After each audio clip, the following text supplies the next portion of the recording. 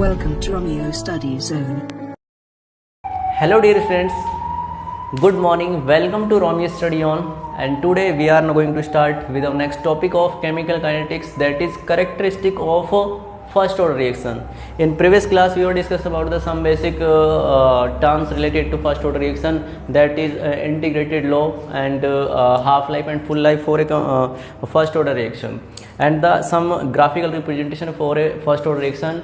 And before now going to proceed this topic, you must aware the some basic terms which were used during our previous lecture. So आपके लिए यही बोलूँगा कि जो last के जो लेक्चर्स थे उनके अंदर आप थोड़ा सा फोकस कीजिए कि मैंने वहाँ पर कुछ भी ऐसा रिलेवेंट नहीं कवर कराया है जो आगे के जो नेक्स्ट अपकमिंग लेक्चर्स हैं उनके दौरान मतलब वो यूज़ ना होगी, ऐसी चीज़ मैंने कोई यहाँ पे पढ़ाई नहीं है। आप खुद देख सकते हैं कि एक छोटी छोटी चीज़ें ऑटोमेटिकली वहाँ पर कनेक्ट हो रही हैं, सीरीज बाई सीरीज एक दूसरे से कनेक्ट हो रही हैं। अभी तक हमने जीरो ऑर्डर रिएक्शन को कम्प्लीटली कर लिया था और मोर देन हाफ आपका कवर हो चुका है। कौन सा वाला? First order reaction. तो हम ज़्यादा ना टाइम वेस्ट करते हुए अपने टॉपिक पर आते हैं और देखते हैं यहाँ पर अब किसको, characteristics of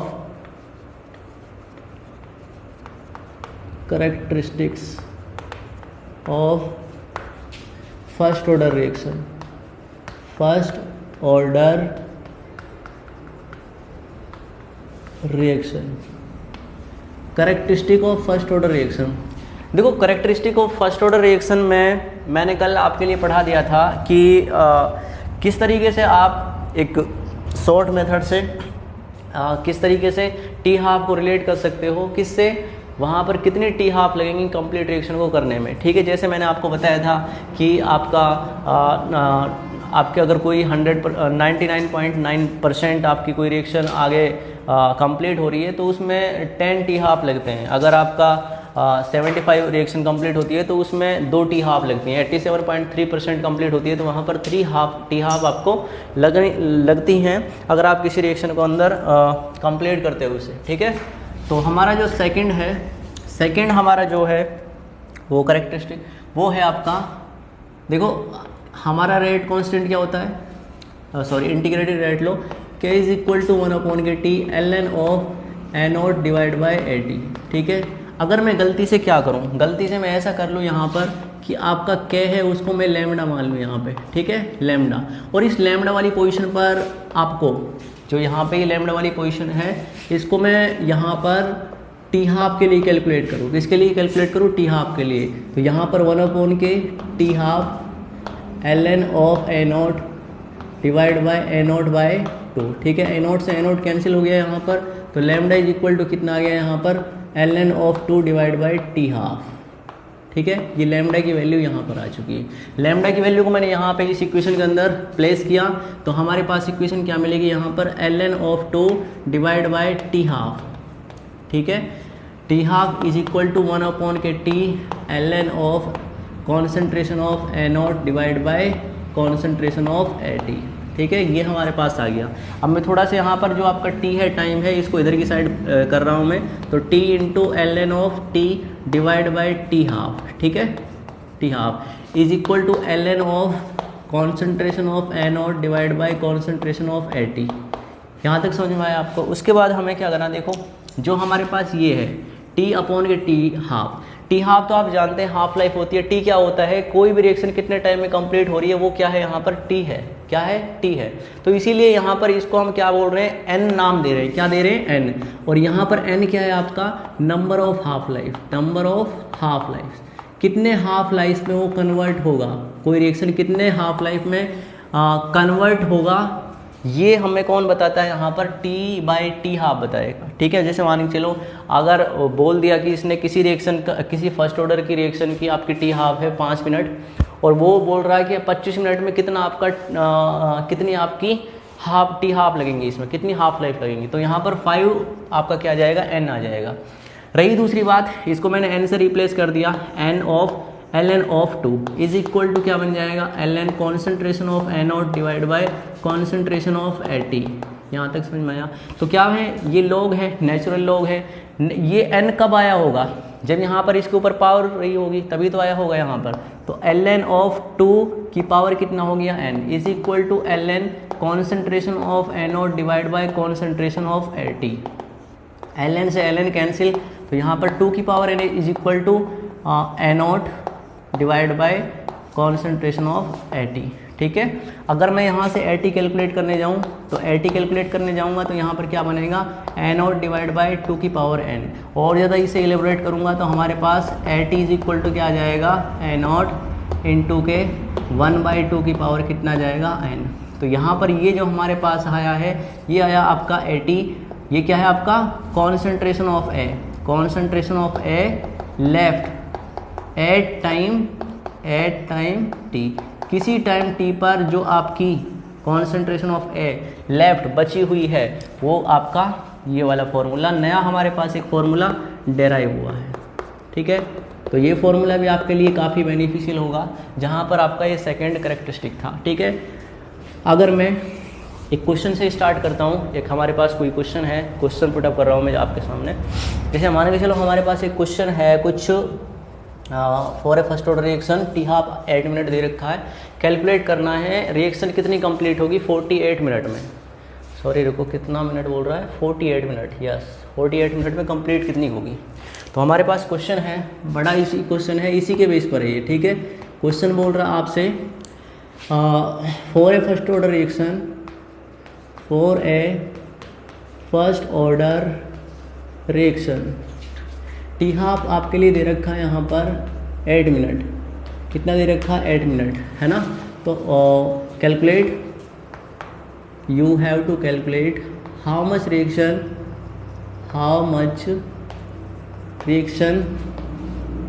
will be completed in 48 minutes. कितने 48 मिनट में, मतलब ये कितनी रिएक्शन कितनी प्रोसीड होगी। ठीक है, अब जाहिर सी बात है, अगर मेरे को यहाँ पर नंबर ऑफ हाफ लाइफ निकालना है तो n वो मैं क्या करूँगा, t अपॉन के t हाफ करूँगा, और टाइम कितना दे रखा, 48 मिनट डिवाइड बाय कितना 8 इज इक्वल टू कितना हो गया आपका 6 मिनट। 6 आपकी क्या बन गई यहाँ पर, हाफ लाइफ बन गई। ठीक है, हाफ लाइफ बन गई। 6 क्या बन गई यहाँ पर आपके पास, हाफ लाइफ, मतलब जो ये रिएक्शन कंप्लीट होगी आपकी 6 हाफ लाइफ में। लेकिन आपसे इसने ये नहीं पूछा है, आपसे पूछा है कि कितनी रिएक्शन आपका, कितना प्रोडक्ट यहाँ पर रिएक्टेंट से प्रोडक्ट बनेगा, वो आपसे पूछा है यहाँ पर। तो बेसिकली हमें क्या बता रहा, हमारा फॉर्मूला क्या होता है बताओ, यहाँ पे होता है ए लेफ्ट, जिसको हम At बोलते हैं ना, ए लेफ्ट, कितना आपका ए लेफ्ट बचा होगा। ठीक है, यहाँ पर कितने में हो रही है बताओ, कितने में हो रही है, हमारा फॉर्मूला क्या क्या लगेगा यहाँ पर, At, ए लेफ्ट जिसको हम At बोलते हैं, है ना, At। तो ए नॉट हमारा फॉर्मूला है, ए नॉट इंटू 1/2 की पावर कितना लगा देंगे यहाँ पर, 6 लगा देंगे। ठीक है, जैसे मैंने यहाँ पर 6 पावर लगाई यहाँ पर, तो आपका ये आ जाएगा 2 2 जा 4, 4 2 जा 8, 8 2 जा 16, 16 2 जा 32, 32 जा 64। तो यहाँ पे आ जाएगा आपका A naught by 64, A naught by 64। A naught by 64 कितना होता है, ए नॉट बाई 64 होता है आपका 0.015625 ए नॉट के समथिंग। ठीक है, अगर आप इसे कैलकुलेट करोगे, अगर आप इसे 100 से मल्टीप्लाई करोगे तो आपको पता चल जाएगा कि यहाँ पर आपका 1.56% कुछ आपका अमाउंट क्या हो चुका है, डिसोसिएट, क्या हो चुका है, डिसोसिएट हो चुका है, डिसोसिएट हो जाएगा। ठीक है, अमाउंट आपका क्या हो चुका है, सॉरी रिमेनिंग है, ये अमाउंट आपका रिमेनिंग है, मतलब कितना अमाउंट अब बच चुका है, रिमेनिंग। अगर ये रिमेनिंग अमाउंट है तो 100 में से आप माइनस कर दोगे कि कितना अमाउंट ऑफ ए यहाँ पर क्या हुआ है, डिसोसिएट, कितना अमाउंट यहाँ पर डिसोसिएटेड हुआ है। तो 100 माइनस के 1.56 दैट इज अप्रोक्सीमेटली 98.437 कुछ ऐसा परसेंटेज यहाँ पर क्या जाएगा, जो अमाउंट आपका डिसोसिएट हुआ है। तो ये इस टाइप के क्वेश्चन आपसे पूछे जाते हैं अगर आप कैलकुलेट करने जाते हो। तो ये पहले टाइप का क्वेश्चन है। सेकंड टाइप का क्वेश्चन और है आपके पास, एक क्वेश्चन और एज्यूम करते हैं हम, देखो दूसरे टाइप का क्वेश्चन है ये, रुको एक second. A and B dissociate,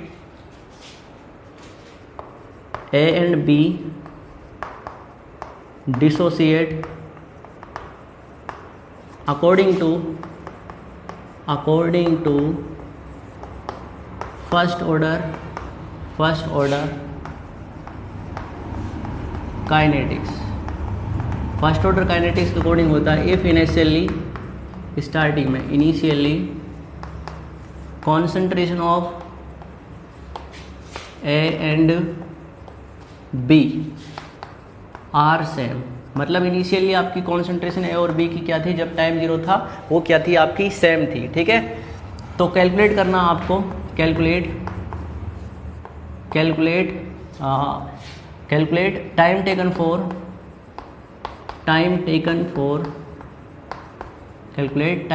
for concentration of A is become to 4 times of concentration of B, मतलब जो कॉन्सेंट्रेशन A की है वो 4 टाइम कॉन्सेंट्रेशन ऑफ B के किस टाइम पर आपकी क्या होगी, इतनी होगी। ठीक है, और आपको गिवन कर रखा है यहाँ पर कुछ टी हाफ कैलकुलेट करना, ए की जो टी हाफ है वो बोल रखी है यहाँ पर 18 मिनट, और दूसरी चीज़ आपके लिए बी की जो टी हाफ बोल रखी है वो दे रखी है आपके लिए 6 मिनट। ठीक है, ये आपके पास डाटा है एडिशनल में। तो आपको दोबारा से क्वेश्चन पढ़िए, ए और बी डिसोसिएट होते हैं according to first order reaction के अकॉर्डिंग इफ इनिशियली आपकी कॉन्सेंट्रेशन ऑफ रिएक्टेंट और प्रोडक्ट क्या होती है, दोनों की सेम होती है। Calculate time taken for concentration of A is become 4 time of concentration of B, मतलब आपसे पूछा गया है कि वो कौन सा टाइम होगा जब कॉन्सेंट्रेशन ऑफ ए 4 टाइम होगा किसका, बी का, ये आपसे पूछा गया है, वो कौन सा टाइम होगा। अब आपके लिए बहुत सारी चीज़ें इसने डायरेक्ट वे में बोल दी हैं, तो आई थिंक आपको यहाँ पर इस क्वेश्चन को सॉल्व करने में कोई दिक्कत नहीं होगी। तो जाहिर सी बात है हमारे पास ए गोल्स टू क्या है कुछ, बी आपका प्रोडक्ट है। किसी टाइम 0 पर ये कितना होगा बताओ, किसी टाइम 0 पर कितना होगा ये बताओ, ये ए नोट रहा होगा और ये क्या होगा 0 होगा। किसी टाइम टी पर ये क्या बना होगा आपका ए टी बना होगा, और ये क्या हो रहा होगा आपका बी टी बना होगा ना। अब जो इनिशियल कॉन्सेंट्रेशन है वहाँ पर ये ए नोट रहा होगा, ठीक है, क्योंकि मेरे को पता है A naught is equal to B naught रहा होगा। क्यों, क्योंकि उसने बोल दिया है दोनों की कॉन्सेंट्रेशन जब रिएक्शन स्टार्ट नहीं हुई थी तो यहाँ पर इन दोनों की कॉन्सेंट्रेशन क्या थी आपकी, इक्वल थी, है ना। तो अब हमारे पास अकॉर्डिंग टू क्वेश्चन जाते हैं, अकॉर्डिंग टू क्वेश्चन जाते हैं। भाई देखो हमारे पास concentration of A is equal to become concentration of time T लगा देते हैं यहाँ पर, कॉन्सेंट्रेशन ऑफ टी। ठीक है, ये हमारे पास, अब हम यहाँ से आगे सॉल्व करना स्टार्ट करते हैं। देखो हमारे पास क्या था, हमारे पास यही तो था, ए टी क्या था हमारे पास, ये वाला ए नोट इंटू 1/2, और यहाँ पर t/t हाफ, n क्या था यहाँ पर, n देखो क्या है यहाँ पर, n यही तो था t/t हाफ, यही वाला तो था, t/t हाफ। जो आप यहाँ पे देख रहे हो t/t हाफ, ये क्या था आपका n था, तो यहाँ पर t/t हाफ, t तो मेरे को निकालना है यहाँ पे, और a का जो t हाफ है दे रखा है, हाफ लाइफ दे रखी है, वो दे रखी है 18 मिनट। कितनी दे रखी है 18 minute, is equal to 4 time of यहाँ पर हम बोलेंगे कॉन्सेंट्रेशन ऑफ ए, या फिर बी भी लिख सकते हैं आप, कॉन्सेंट्रेशन ऑफ बी, लेकिन मैं इसको एक ए लिख रहा हूँ क्योंकि दोनों की कॉन्सेंट्रेशन क्या है यहाँ पर सेम थी। ठीक है, तो ए नोट इंटू 1/2, और यहाँ पर टी बाई कितना है, इसकी हाफ लाइफ दे रखी है 6 मिनट। ठीक है, अब क्या करते हैं यहाँ पे हम, अब यहाँ पे ये करते हैं कि ए नोट से ए नोट कैंसिल हो जाएगा, यहाँ पे ए नोट से ए नोट खत्म हो जाएगा, तो यहाँ पर आपका आएगा 1/2, पावर आपकी दोनों की सेम है, तो यहाँ पर t/18 माइनस के t/6 ये आ जाएगा आपके पास, और इधर की साइड 2 लिख सकता हूँ, इसे मैं लिख सकता हूँ ना।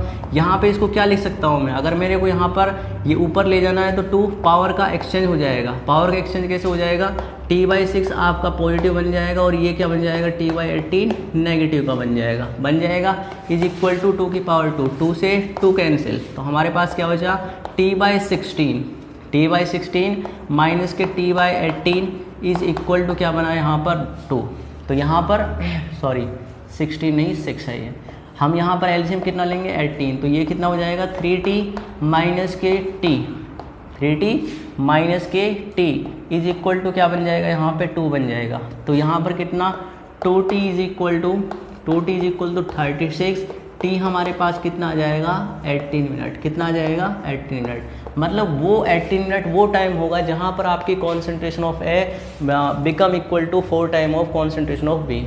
ये आपका इस टाइप का क्या है आंसर है, क्या है भाई इसका आंसर है, ठीक है। वैसे शॉर्ट ट्रिक में आप उसे भी डायरेक्टली सॉल्व कर सकते हैं, बताओ कैसे, क्यों सॉल्व कर सकते हैं इसे। देखो अगर आप इसे शॉर्ट ट्रिक से करना चाहें तो मेरे को पता है भाई ए नोट है आपका, एक साइड है आपका बी नोट, ध्यान से ध्यान दीजिएगा, ठीक है। कई बार एमसीक्यूज में ऐसे क्वेश्चन अटक जाते हैं और मेनली एडवांस के क्वेश्चन होते हैं। एडवांस में जो क्वेश्चन पूछे जाते हैं आईटी मेंस के अंदर, वहाँ पर ये पूछा जाता है कि भाई शॉर्ट ट्रिक से आपका कम मिनिमम टाइम होता है 30 सेकंड के अप्रॉक्स इस टाइप के क्वेश्चन को सॉल्व करने के लिए, तो वहाँ पर हमें शॉर्ट ट्रिक मेथड से जाना पड़ता है। तो इतना सॉल्व करने की हमें रिक्वायरमेंट ना पड़े, तो यहाँ पर ए नोट से अगर ये ए नोट बाई 2 जा रहा है, ए नोट बाई 2 जा रहा है, तो यहाँ पर हाफ लाइफ हो रहा, हाफ हो रहा है नहीं, तो यहाँ पर टी हाफ कितना होगा इसका 18 मिनट, कितना होगा भाई 18 मिनट। अब देखो यहाँ पर जो आपका बी नोट है, अगर ये बी नोट बाई 2 बन जाए, बी नोट बाई 2 बन जाए तो इसमें कितना मिनट लग रहा है 6 मिनट लग रहा है। अगर मैं इसको बी नोट बाई 4 बनाऊँ यहाँ पर, बी नोट बाई 4 बनाऊँ यहाँ पर, तो ये कितना 6 मिनट इसमें लगेंगे, लगेंगे नहीं लगेंगे। और बी नोट से अगर मेरे को बी नोट बाई 8 बनाना है तो 6 मिनट इसमें लगेंगे। बताओ 6 6 12 12 6 18, मतलब यहाँ पर b by 18, B naught by 8, B naught by 8 होना पर आपका क्या होगा, ये आपका इसके इक्वल होगा। वो आप वेरिफिकेशन के थ्रू भी कर सकते हैं, अगर मैं इस चीज़ को थोड़ा सा, अगर आपको ये चीज़ समझ में आती है तो, ठीक है। वो कैसे, देखो इसका वेरिफिकेशन करता हूँ मैं। बताओ ए नोट बाई 2 है, ये 18 मिनट में कंप्लीट हो रहा है। ये 4 टाइम ऑफ क्या है आपका, किस पे कंप्लीट हो रहा है 18 मिनट, 18 मिनट किस पे हो रहा है बताओ, यहाँ पे किस पे हो रहा है, बी नोट बाई 8 पे, बी नोट बाई 8 पे हो रहा है। तो 4 से ये कैंसिल 2 टाइम, तो A naught by 2 is equal to B naught by 2। तो वेरिफिकेशन भी आपके लिए ला दिया, ठीक है। तो इस टाइप से कि इस जो हमारा ये वाला एक्सप्रेशन है, इसके बेस पर हमारा ये इस टाइप के क्वेश्चन आपसे पूछे जाते हैं और इसी टाइप के क्वेश्चन आपके लिए बेनिफिशियल भी होते हैं एग्जामिनेशन पॉइंट ऑफ व्यू से, ठीक है। तो कॉपी कीजिए, फिर हम आगे प्रोसीड होते हैं।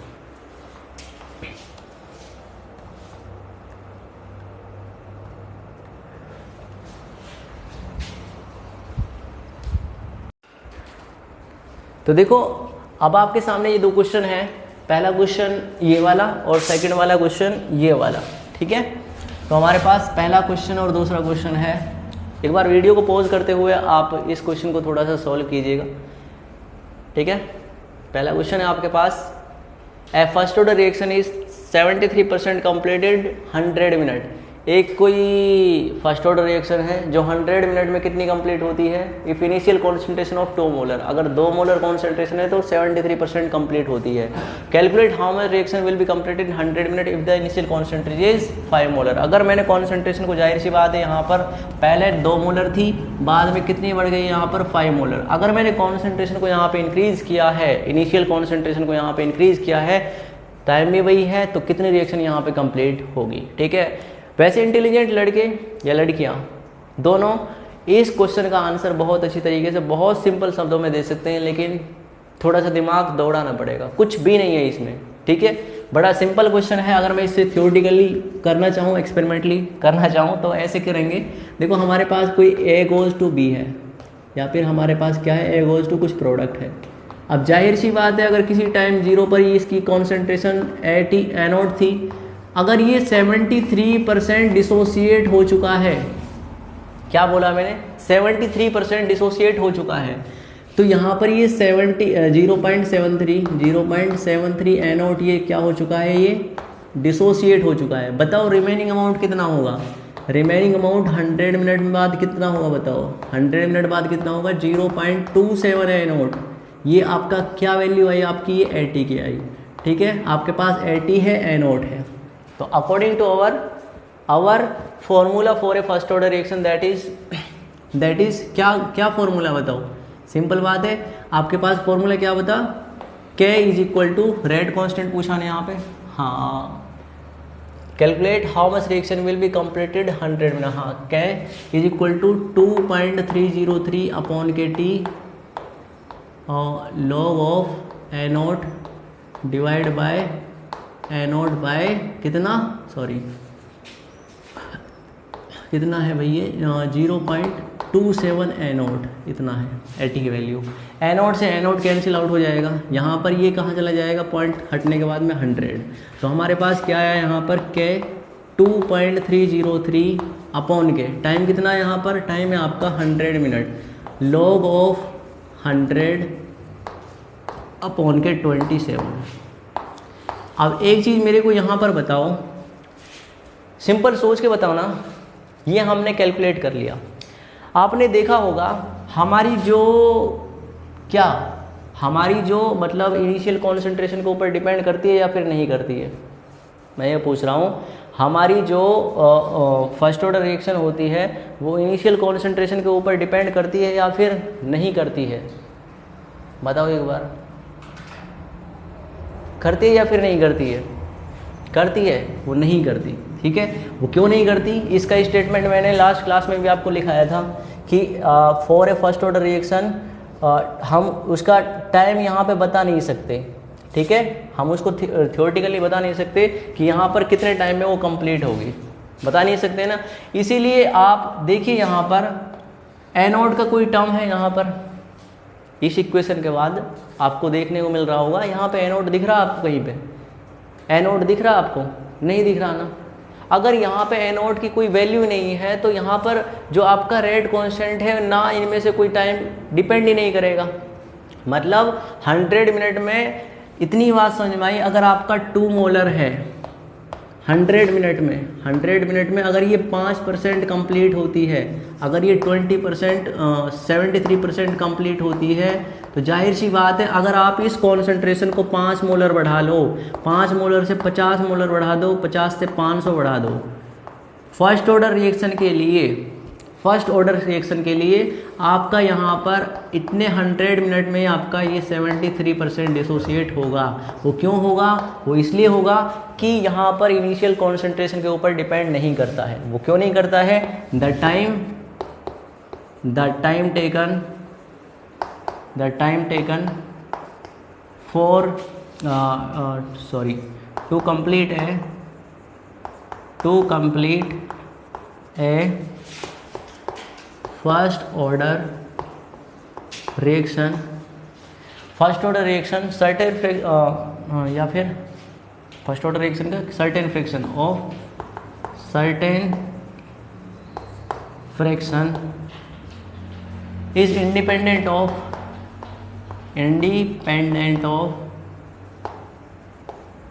इनिशियल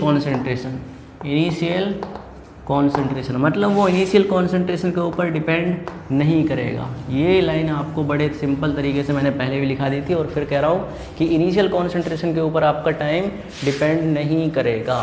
तो जाहिर सी बात है ये क्वेश्चन आपको समझ में आ गया होगा कि कितनी भी आप यहाँ पे इनिशियल कॉन्सेंट्रेशन इंक्रीज कर लो, तो यहाँ पर आपका जितना स्पीड से यहाँ पर अमाउंट डिसोसिएट हो रहा है या फिर रिमेनिंग हो रहा है वो इतना ही होगा, उसकी इनिशियल कॉन्सेंट्रेशन चेंज करने से कोई इफेक्ट उसके ऊपर नहीं पड़ेगा। ठीक है, खैर ये क्वेश्चन इंपॉर्टेंट नहीं है, क्वेश्चन है इंपॉर्टेंट आपका सेकंड वाला। वो कैसे है, अब ये मत सोचना कि अगर मैंने इंपॉर्टेंट नहीं है तो मैं करा क्यों दिया। कई बार ये थ्योरेटिकली पूछ लेता है, कई बार, और एनसीईआरटी में अगर आप एनसीईआरटी के क्वेश्चन उठा के देखोगे तो घुमाने वाले क्वेश्चन हैं।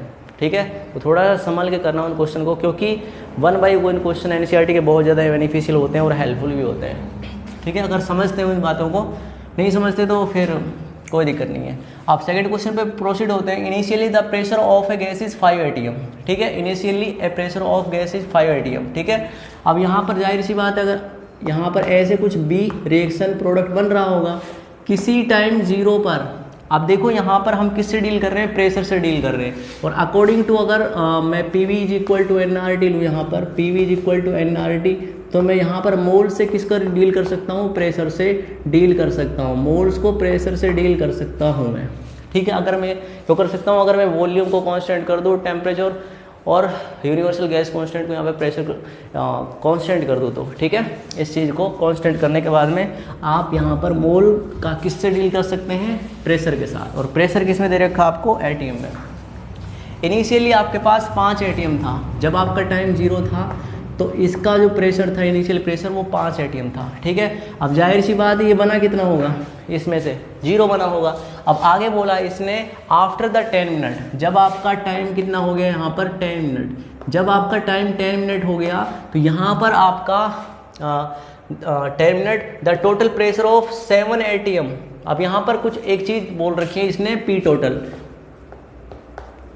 प्रेशर, ठीक है। हमारे पास जो किसी मान के चलो हम कैलकुलेट कर रहे हैं, सब कुछ कर रहे हैं, है ना। अब मान के चलो हमारे पास एक कंटेनर है, उसके अंदर जो टोटल प्रेशर है वो 7 एटीएम है। अब यूज़ कर रहे हैं हम 5 एटीएम है, इनिशियल हमने 5 ले लिया, वैसे हमारे पूरा कंटेनर के अंदर कितना है 7 एटीएम है, ठीक है। तो हमारा पी टोटल, जो यहाँ पर पी टोटल है वो कितना है, यहाँ पर 7 एटीएम है। पी टोटल हमारे पास कितना है, यहाँ पर 7 एटीएम है, ठीक है भाई। तो जाहिर सी बात है मेरे को नहीं पता, 5 में से यहाँ पर x चला गया होगा, कहाँ पे चला गया होगा, प्रोडक्ट की साइड चला गया होगा, चला गया होगा ना, बिल्कुल भाई, ठीक है। सॉरी, हमें रिएक्शन और कुछ भी प्रोसीड करनी है आगे, ठीक है। रिएक्शन आपके लिए दे रखी है नीचे वाली, ये रिएक्शन इसकी तरफ मैंने ध्यान नहीं दिया। ए गोज बी और सी में कन्वर्ट हो रहा है, बी में और प्लस के सी में कन्वर्ट हो रहा है, सी गैस, ठीक है। तो ये जाहिर सी बात है इसका भी x बना होगा यहाँ पर, ठीक है। इससे 1 माइनस के 5 माइनस के x, तो x इसके लिए गया होगा और x इसके लिए गया होगा। तो जाहिर सी बात है अब हमारे पास यहाँ पर मेरे को प्रेशर टोटल कैलकुलेट करना है, पी टोटल। अगर मैं प्रेशर टोटल कैलकुलेट करूँ यहाँ पर तो 5 माइनस के x प्लस के x और प्लस के कितना x, ठीक है।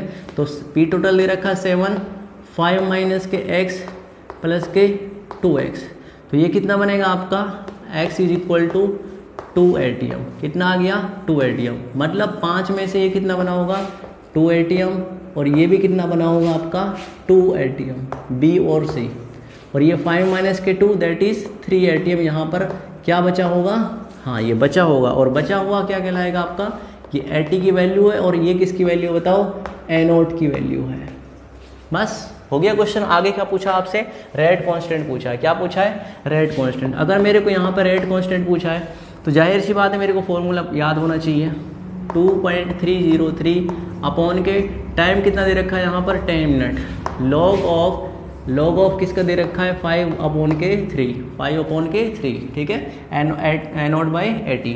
तो K इज इक्वल टू क्या बन जाएगा, 2.303 अपॉन के 10, ठीक है। अगर मैं 10 को ऊपर लिखने जाऊँ तो यहाँ पर क्या बन जाएगा 0.2303 बन गया। उसके बाद यहाँ पर इसको सॉल्व करते हैं हम, log 5 माइनस के log 3, log 5 कितना होता है बताओ कैलकुलेट करके, वैसे आपको पता होना चाहिए ये 2-4 वैल्यू तो 2303, और log 5 होता है आपका कितना होता है 0.699, कितना होता है 0.699, और ये कितना होता है 0.477, कितना होता है। अब क्या यहाँ से कैलकुलेट करने जाऊँगा मैं तो 0.2303, और यहाँ पर मल्टीप्लाई करेंगे माइनस करेंगे तो यहाँ पर 972972642, और यहाँ पर कितना 0, मतलब 0.22, कितना 0.22 से मल्टीप्लाई करना है, ठीक है। तो कल मल्टीप्लाई करते हैं यहाँ पर 22 3 जा 66, तो 66, नेक्स्ट फिर यहाँ पर 6, उसके बाद 23 जा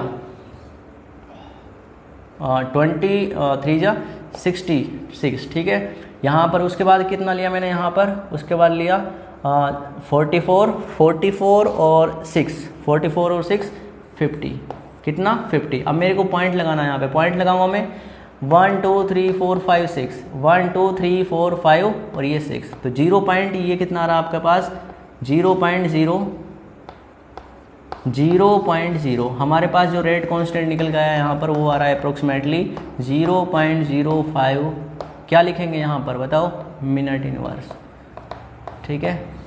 ये हमारा क्या हो गया यहाँ पर, ये इसका रेट कांस्टेंट हो गया। तो ये क्वेश्चन था हमारा, पहला क्वेश्चन ये वाला था, और सेकंड क्वेश्चन था हमारा वो वाला, ठीक है। तो ये 2 क्वेश्चन थे। आई थिंक ये 2 क्वेश्चन आपके बहुत अच्छी तरीके से समझ में आए होंगे।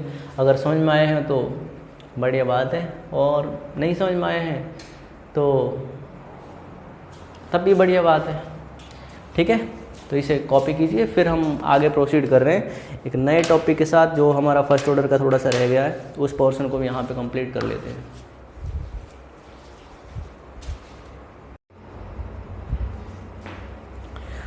तो देखो, अब इन क्वेश्चन को कंप्लीट करने के बाद में अब हम नेक्स्ट प्रोसीड हो रहे हैं। एक फर्स्ट ऑर्डर रिएक्शन का हमारा एक न्यू टॉपिक, मतलब ऑल टॉपिक था वैसे तो, लेकिन मैं ड्यूरिंग आवर प्रीवियस लेक्चर उस चीज़ को यहाँ पे छूट गया था कुछ, तो उसी को यहाँ पे अब कवर कर रहा हूँ, बिकॉज ये बेनिफिशियल भी है और आगे काम आएगा आपके। ठीक है, तो ये है आपका सिंपल। अगर मैं बोलूँ आपसे, हमारा इंटीग्रेटेड रेट लो क्या कहता है, ln of concentration of AT is equal to minus K into T, minus K into T plus K ln of concentration of A naught, यही बोलता है ना भाई।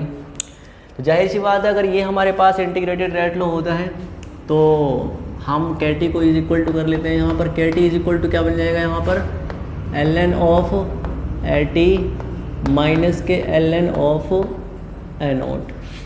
चौक पकड़ा रहा हूँ उस ब्लैक वाला, ओ सॉरी येलो।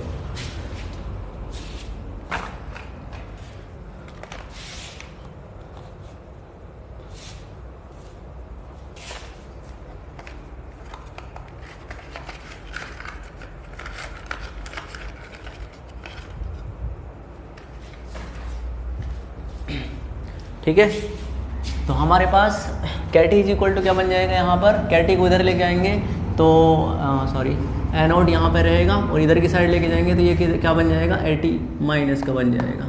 ठीक है, तो ये हमारे पास क्या बन जाएगा, KT is equal to ln concentration of A naught minus के ln और एटी।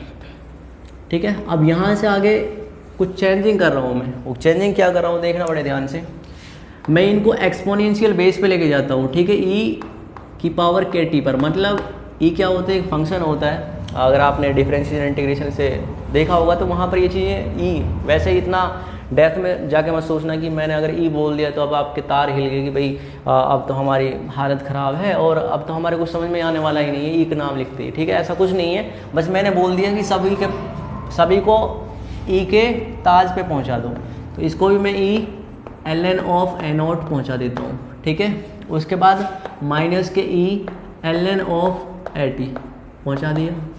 ठीक है, अब देखो ई की पावर के टी बन गया, यहाँ पर ई की पावर क्या बन गया, के टी बन गया, और यहाँ पर आपका ये बन जाएगा एनोड माइनस के एटी। ठीक है, ये आपके पास ये बन गया भाई बिल्कुल। अगर ये हमारे पास ये बन चुका है, अब आप सोच रहे होंगे कि सर ये ई की पावर ln कहाँ गायब कर दिया आपने, ये आपको थोड़ा सा ध्यान रखना है। अगर मैं ई लो ln ऑफ एक्स लेता हूँ तो ये हमारा x ही आता है, और ये x कौन है यहाँ पे आपका है एनोड, तो एनोड यहाँ पे बाहर आ जाएगा, और यहाँ पे कौन आ जाएगा बाहर, एटी बाहर आ जाएगा। अब क्या कर रहा हूँ मैं यहाँ पर एटी, तो एटी को इधर लेकर आओ, इसको इसके चरणों में भेज दो, ई अपॉन के टी। यहाँ पर और ज़्यादा इलोबरेट करेंगे इसे, तो हमारे पास एटी की वैल्यू क्या आ जाएगी, A t is equal to A naught into e की पावर माइनस के टी। ये हमारे पास अमाउंट ऑफ ए लेफ्ट। ठीक है, ये हमारे पास क्या चुका है, ये आ चुका है। ठीक है, तो ये छोटी सी चीज़ और थी जो आपको थोड़ा सा, वैसे इस चीज़ को हम आगे डील करेंगे इसके साथ, लेकिन हाल फिलहाल आपको ये ध्यान रखना है कि यहाँ पर आपका ये हमारा एटी होता है, जो हमने कहाँ से एक्सपोनेंशियल बेस के ऊपर इनको रखने के बाद लिया था। अब इसका ग्राफिकल रिप्रेजेंटेशन भी आप कर सकते हैं।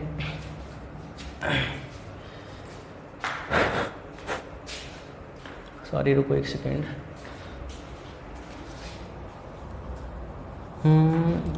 ग्राफ कल समझाए थे या फिर नहीं समझाए थे,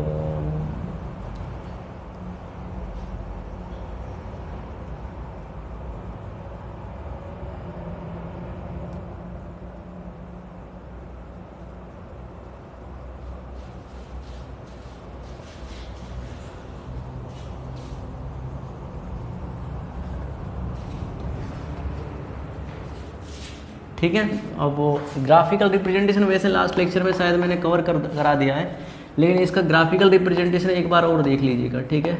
वैसे आई थिंक मैंने कवर करा दिया है, लेकिन कोई बात नहीं, दोबारा आपको रिकॉल हो जाएगा वो चीज़ें। ग्राफिकल रिप्रेजेंटेशन राजेंद्र कराया नहीं कराया कल मैंने ये ग्राफिकल रिप्रेजेंटेशन कराया था, नहीं कराया था, नहीं कराया था, अच्छा चलो अब देख लेते हैं इसे क्या था क्या ना था।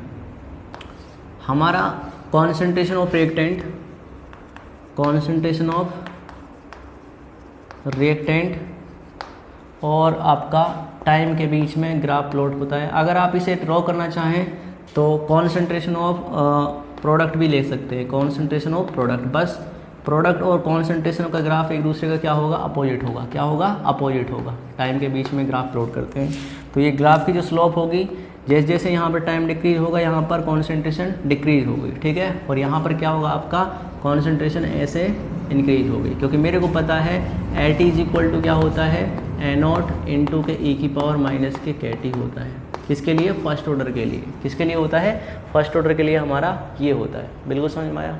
अगर मेरे को और कोई तो आई थिंक ग्राफ नहीं बच रहा है इसका, यही इंपॉर्टेंट ग्राफ था।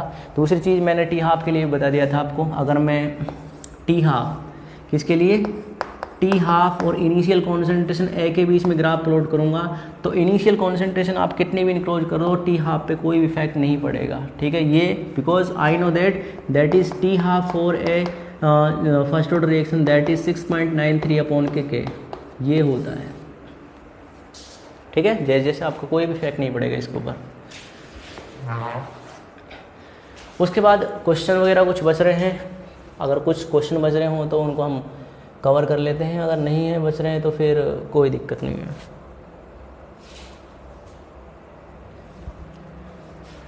नहीं कोई क्वेश्चन नहीं है, बस इस चीज़ को थोड़ा सा और डिग्री ऑफ डिसोसिएशन और निकाल लेते हैं। क्या निकाल लेते हैं, डिग्री ऑफ डिसोसिएशन। तो डिग्री ऑफ डिसोसिएशन बिल्कुल सिंपल है। वो कैसे सिंपल है, ए गोल्स टू कुछ बी रहा होगा ना भाई।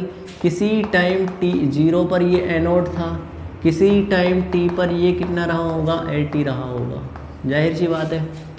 अगर मेरे को यहाँ पर ये ज्ञात करना है, क्या ज्ञात करना है कि आपका कितना अमाउंट डिसोसिएट हो चुका है, मतलब कितना अमाउंट यहाँ से यहाँ तक डिसोसिएट हो चुका है, तो मेरे को क्या करना पड़ेगा, मेरे को ये करना पड़ेगा कि पहले कितना था और अब कितना बच गया है। मतलब मैं ये बोलूँगा कि आपका amount of A, concentration of A कितना डिसोसिएट हो चुका है, डिसोसिएटेड कितना हो चुका है। तो मैं ए नॉट माइनस के ए टी रखूँगा यहाँ पे, ठीक है। अभी ए नॉट, ए टी की वैल्यू क्या निकाली मैंने बताओ यहाँ पर, ये निकाली ए नॉट इंटू ई की पावर माइनस के टी। निकाला नहीं निकाला, तो यहाँ पर ए नॉट को कॉमन लिया, 1 माइनस के ई की पावर माइनस के टी कर दिया।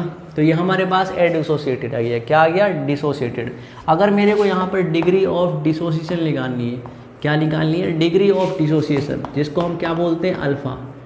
डिग्री ऑफ डिसोसिएशन अगर मेरे को निकालना है यहाँ पे अल्फ़ा, तो मैं क्या करूँगा यहाँ पर, भाई कितना अमाउंट आपका डिसोसिएट हुआ है, कितना अमाउंट आपका डिसोसिएट हुआ है और कितना यहाँ पर बचा है। मतलब सिंपल कि अगर मेरे को यहाँ पे ये बताना है कि डिग्री ऑफ डिसोसिएशन कितना है, तो अमाउंट डिसोसिएटेड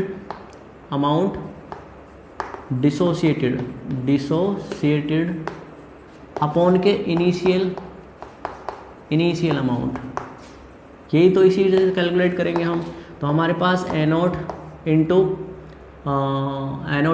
1 माइनस के ई की power minus K T divide by क्या है, इनिशियल कॉन्सेंट्रेशन आपकी ए नॉट से ए नॉट करने से यहाँ पर, तो 1 माइनस के ई की पावर माइनस के टी क्या आ चुका है, यहाँ पर डिग्री ऑफ डिसोसिएशन आ गया है, ठीक है। अगर आपको परसेंटेज ऑफ डिसोसिएशन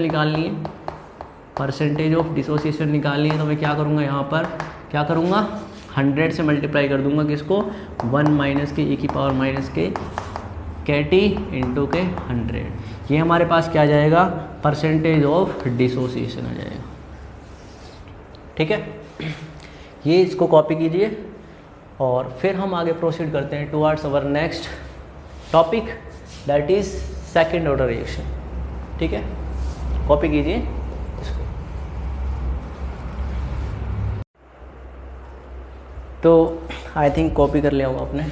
अब हम यहाँ पे फर्स्ट ऑर्डर का जो फंडा है उसे क्लियर करते हैं। अब हम थोड़ा सा सेकंड ऑर्डर रिएक्शन को भी पढ़ लेते हैं, ठीक है। वैसे सेकंड ऑर्डर रिएक्शन अपने सिलेबस में है नहीं, लेकिन आपको पता होना चाहिए थोड़ा थोड़ा। सेकंड ऑर्डर रिएक्शन गलती से कहीं से टपक जाए और in further after the academic session अगर आप कंपटीशन के लिए जाओगे तो वहाँ पर आपके लिए सेकंड ऑर्डर रिएक्शन काफ़ी बेनिफिशियल होगा। अब कुछ लोग सोचते हैं कि मतलब ये इतना बियॉन्ड क्यों हो जाता है एनसीईआरटी से, एनसीईआरटी के बियॉन्ड भी और कई जो एकेडमिक लेवल की बुक होती हैं। भाई साहब मैं कह रहा हूँ 5 साल बाद देख लेना, तुम 3 या 4 साल बाद देख लेना, 3 साल मुश्किल से हैं, न्यू एजुकेशन पॉलिसी आएगी, उसके बाद तुम्हें खुद पता चल जाएगा कि क्या हो रहा है इस दुनिया में, क्या नहीं हो रहा। अगर शायद हम हमारे किसी टॉपिक के beyond conceptual clarity mandatory conceptual clarity होती तो शायद हम आप किसी नए स्टेज पर होते। अगर इन डेप्थ के साथ अगर आपने नहीं पढ़ा है, मेरे दिमाग में कोई प्लास्टिक वाले कीड़े थोड़ी ना बुला रहे हैं जो मतलब कि मैं इन टॉपिक को यहाँ पे कवर करा रहा हूँ, समझ रहे हो ना तुम, ठीक है। तो सेकंड ऑर्डर रिएक्शन के लिए इंटीग्रेटेड रेट लॉ डिफाइन करते हैं। सीन्स वही एज्यूम करते हैं, एगोज टू क्या बना होगा, कुछ प्रोडक्ट बना होगा, क्या बना होगा, प्रोडक्ट बना होगा। किसी टाइम टी पर, किसी टाइम 0 पर इसका इनिशियल कॉन्सेंट्रेशन NO रहा होगा, इसका प्रोडक्ट कितना बना होगा 0। किसी टाइम t पर ये कितना बना होगा AT, ठीक है। अब जाहिर सी बात है AT किस टाइम पर है, ये t टाइम पर, तो t टाइम के रेस्पेक्ट में ही हम इंटीग्रेशन जो कुछ भी लगाते हैं वो इंटीग्रेटेड रेट लॉ निकालने के लिए वो इसी के बेस पर लगाएंगे, ना कि t = 0 के बेस पर, ठीक है। तो यहाँ पर आपको ध्यान रखना है, अगर मैं इसके लिए रेट लिखूँ, क्या किसके लिए लिखूँ, रेट एक्सप्रेशन लिखूं तो कैसे लिखेंगे बताओ, -kd concentration of air divide by dt, ऐसे तो लिखेंगे भाई, बिल्कुल ऐसे लिखेंगे ना। ये हमारा पहला इक्वेशन मैंने मान लिया, ठीक है। दूसरा अगर मैं इसके लिए रेट लॉ लिखूं तो कैसे लिखूंगा, k इंटू कॉन्सेंट्रेशन ऑफ, हाँ, रिएक्टेंट, और रिएक्टेंट कौन है यहाँ पर AT, और इसकी पावर कितनी लगा दे, 2 क्यों लगाया मैंने यहाँ पर, क्योंकि यहाँ पर आपकी सेकंड ऑर्डर रिएक्शन है। क्या है, सेकंड ऑर्डर रिएक्शन है। क्या है भाई, सेकंड ऑर्डर रिएक्शन है। इन दोनों से मैं क्या कर सकता हूँ, इन दोनों को रिलेट कर सकता हूँ। रिलेट कैसे करूँगा, -kd concentration of AT divide by dt = क्या बन जाएगा यहाँ पर, k इंटू AT का स्क्वायर, ठीक है, यही बन जाएगा ना। अब यहाँ से आगे थोड़ा सा इन चीज़ों को देखते हैं और अपने इंटीग्रेटेड रेट लॉ को निकालते हैं। निकालते हैं। यहाँ पर मैं माइनस साइन को इधर भेज देता हूँ, माइनस साइन को जैसे मैंने इधर भेजा यहाँ पर, तो d concentration of AT divide by dt बन गया यहाँ पे, = minus sign k into concentration of AT का स्क्वायर यहाँ पर आ गया। एक काम और करता हूँ मैं सिंपल यहाँ पे कि AT को यहाँ पे खींच के ले आता हूँ इसके चरणों में और उसको उसके ताज पे पहुँचा देता हूँ। तो हमारे पास d concentration of AT divide by क्या बन जाएगा, AT का स्क्वायर बन गया नहीं बन गया भाई, AT का स्क्वायर बन गया, = इधर की साइड -k इंटू क्या बन जाएगा बताओ, dt बन जाएगा। दोनों साइड मेरे को क्या लगाना है यहाँ पे, इंटीग्रेशन करना है। क्या करना है, इंटीग्रेशन करना। अब देखो dx है, जहाँ पे ये x है ना, d बाई एक्स स्क्वायर, मतलब integration of d by x square of x, ये AT क्या है, x है ये, तो ये होता है आपका 1/x, और वो भी माइनस वाला। तो माइनस के 1/, अगर ये x होता है तो x किसको मानते हैं हम यहाँ पर, AT को मानते हैं। इसका इंटीग्रेशन हो गया। इधर की साइड ये आपका कांस्टेंट है माइनस का k, तो माइनस के k को मैंने बाहर ले लिया। dt का इंटीग्रेशन करेंगे तो यहाँ पर क्या आ जाएगा, इंटू के t आ जाएगा, और प्लस के सम कुछ कांस्टेंट आ गया ना भाई, बिल्कुल है ना। ये आपका इंटीग्रेटेड रेट कांस्टेंट आ गया। क्या आ गया, integrated rate constant, integrated rate constant आ गया, रेट कांस्टेंट आ गया भाई, बिल्कुल। अब हम क्या करते हैं यहाँ पर, आपको पता होगा टाइम = 0 पर जो आपका कॉन्सेंट्रेशन ऑफ AT थी, कॉन्सेंट्रेशन ऑफ AT थी वो क्या रही होगी, NO रही होगी। मान रहे हो इस बात को, नहीं मान रहे हो, मान रहे हो ना। तो इस इक्वेशन में मैं प्लेस करता हूँ यहाँ पर -1/k AT की जगह NO कर लिया मैंने, = -k, टाइम किसकी बात करें, 0 सेकेंड पर, तो C की वैल्यू क्या आ जाएगी यहाँ पर C की वैल्यू हमारे पास निकल के आ जाएगी -1/k NO आ जाएगी। C की जगह हम क्या प्लेस कर देते हैं यहाँ पर, इस इक्वेशन के अंदर प्लेस कर देते हैं।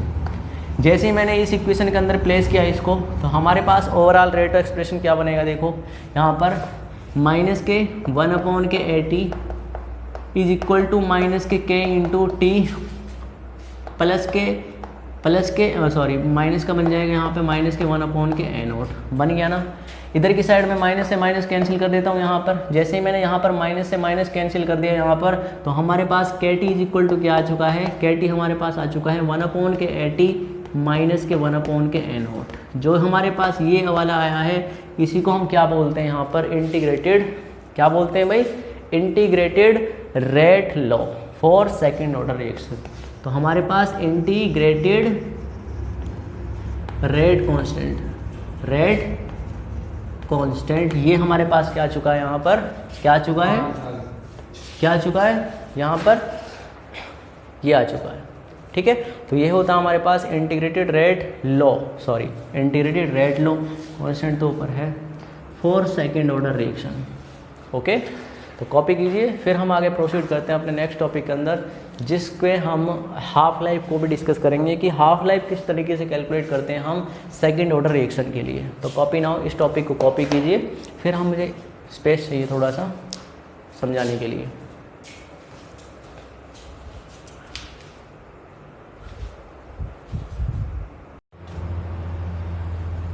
तो अब हम सेकेंड ऑर्डर रिएक्शन के लिए कुछ नेक्स्ट टॉपिक हैं, और एक तो हाफ लाइफ हो जाएगा आपका, और दूसरा आपका ग्राफ प्लॉट भी हो जाएगा। ठीक है, अगर मैं ग्राफ प्लॉट करना चाहूँ तो हमारा देखो 1